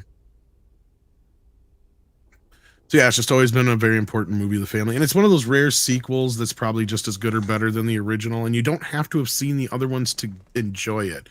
I know so many people who have never seen any of the other movies that have seen this movie and love it. Because it has very little that it ties in with the other films. Like there's a few moments I wish they would have brought that up, like the first kidnapping thing. It's like, no, that's not the first kidnapping. And like when Clark goes, do I ever overdo it? When have I ever overdone it in the past? She just says random like generic stuff. She should have said Wally World in there. Europe. I think it would have been funny, but yeah. Well, what I like about the National Lampoon movies is that the kids, they're different. Yeah. Eddie's kids are different, and they don't even fuck around. They're not even really trying to have them the same anybody age. That's the point. The same. Yeah. It's like they don't like an animated character that never ages. I like that about them. Yeah, well, it helps the dynamic, right? Because that comes also from where Tox was talking about. John Hughes, when he wrote these stories, they were all for the National Lampoon magazine, and they're all based on his actual experiences as a kid. He's Russ in these stories. Yes. You guys, and that was why he picked Anthony Michael Hall. I think he either picked him or pressured, because he directed the first one. That's right. Or no, Harold Ramis did, but I think he pressured Ramis to take Anthony Michael Hall on because he's like, that was me when I was a kid. So, like that was the whole thing. Because I think Christmas Vacation and this, and I can't remember how many other ones he did in there, but there's a few family stories he did in there. Kind of similar to the Christmas Story bit, where because it was like Vacation 55 or whatever, it became National Lampoon's Vacation, and then can't remember what year the Christmas Vacation story come from, but Yeah, so all these things are loosely based on real events in John Hughes' life. Mm-hmm. But with that, we're going to be wrapping this up, guys. And I want to thank you so much because this has been a great list. We got a few super chats here, and then we're going to let everybody go through their stuff that they got going on. And then we're going to say happy Merry Christmas, and we'll see you right around the New Year's. Is probably the next time we'll do this. We'll see on that, but we'll start, at least if not the new year, off with a new bang of a list. So thank you all for participating. We got Patrick James, who sends in $10, says, "Oh my God, Silver Bells, so sorry.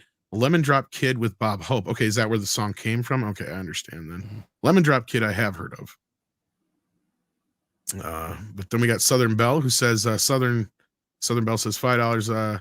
By the light of the silvery moon, Doris Day and Gordon McRae, another miscount. Oh, Southern Belle likes her classics. Hi, Southern Belle.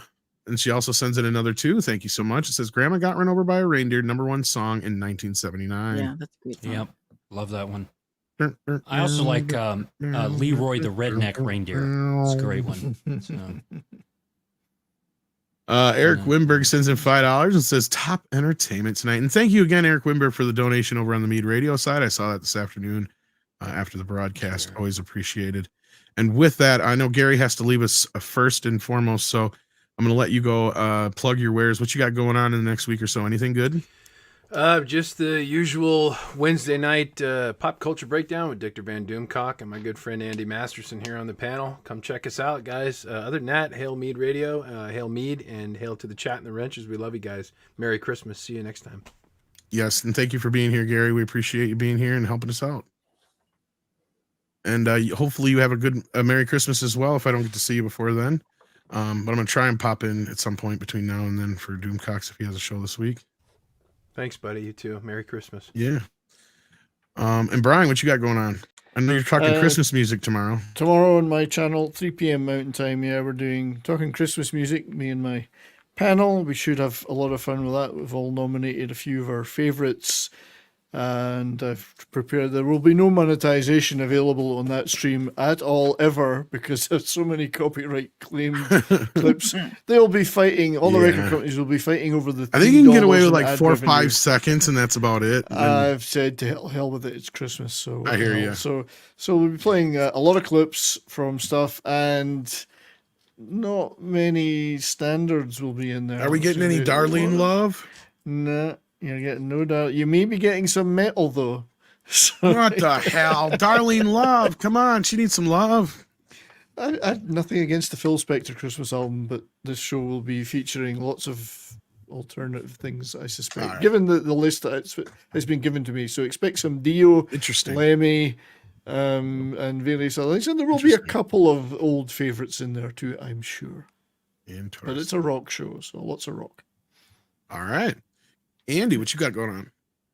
Well, I will be on, as Gary said, Dictor Van Doomcock's Pop Culture Breakdown on Wednesday. I'll be on Rancor Steve's show tomorrow night. We'll be wrapping presents. You get to see a bunch of men try and artfully wrap presents. I'm not real good at it either. For all you poor parents that are tired of moving your elf on the shelf, if you want, you can contact me and break the news to your children. And I have a couple of these guys left. If you can just let it see there. A few years ago, I was selling these on Etsy, and all the people that left comments were like, "My kids actually love this thing." Thank you for mine, by the way. Yeah, my pleasure. I thought for sure that people would be like, "Oh my God, my kid's so traumatized."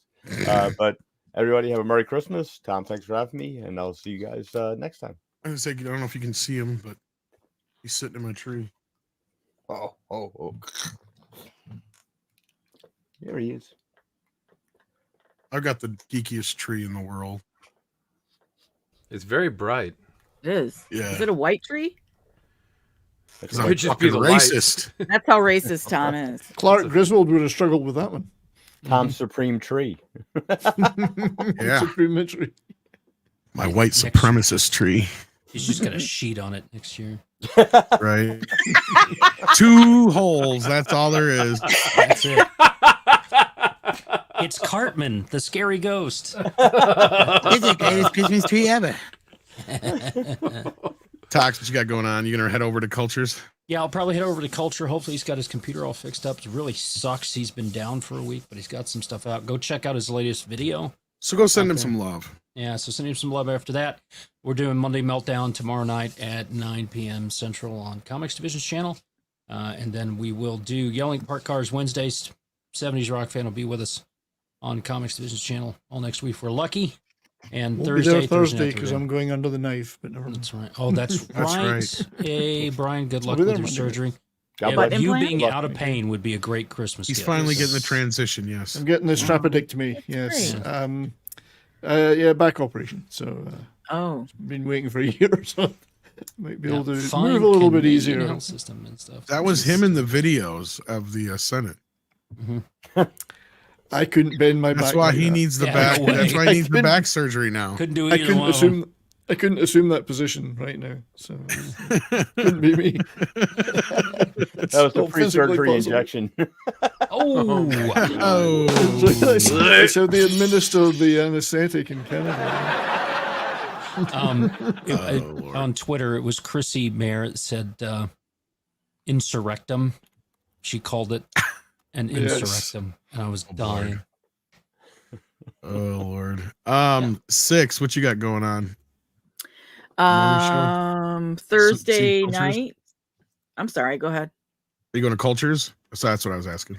Oh, I don't know. I haven't gone on that new streaming setup that he's using, so I'll see. Gotcha. But Thursday, I'm going to see Aquaman. All right. So I'll be on Mead Thursday night to talk about that myself, and Oh, so far wow. looks like 2 other people in the That's it in your theater? Yes. Yeah. Wow. Otherwise, Well, with Midnight Edge in the morning tomorrow. That's right. With that, I just want to thank everybody for joining us tonight. It's been fun. Have a Merry Christmas. Merry Christmas. And until next year, or at least the next time, Jay is here. What was your Silent favorite J. movie tonight, Jay? Is it Bob and Silent G? Yes. He's at loss for words. He can't think of one. J. Sorry to interrupt you. Yeah, well, So we interrupted him. he left. But with that, I might pop into CC's. This will lead you over there when we're done. Send some love over to Culture Casino. He needs it because he hasn't, self-esteem problem. So if you don't go and watch the show, at least subscribe to him, please. So we can get him to up there. 15,000. How far away is he now? He's at 13.1. He's been stuck What? there for. Come on, you several days. guys. Get with the program. Make a new account. Do what you got to do. Mr. Tickle Trunk and all the other mods we had here tonight. Thank you so Daryl much for your help Brewer. as well. Daryl Brewer. Yeah, thanks, guys. That's who I see right now. Otherwise, thank you so much, guys. We appreciate it. Take care of yourselves and each other, and have a happy and safe holiday. God Merry bless us, Christmas, Jay. everyone. Thanks, Jay. Jay, Merry Christmas. Jay. Fucking rude. Jay. Yes. Yeah. Oh. That. Ho, ho, ho, Vern. Merry Christmas.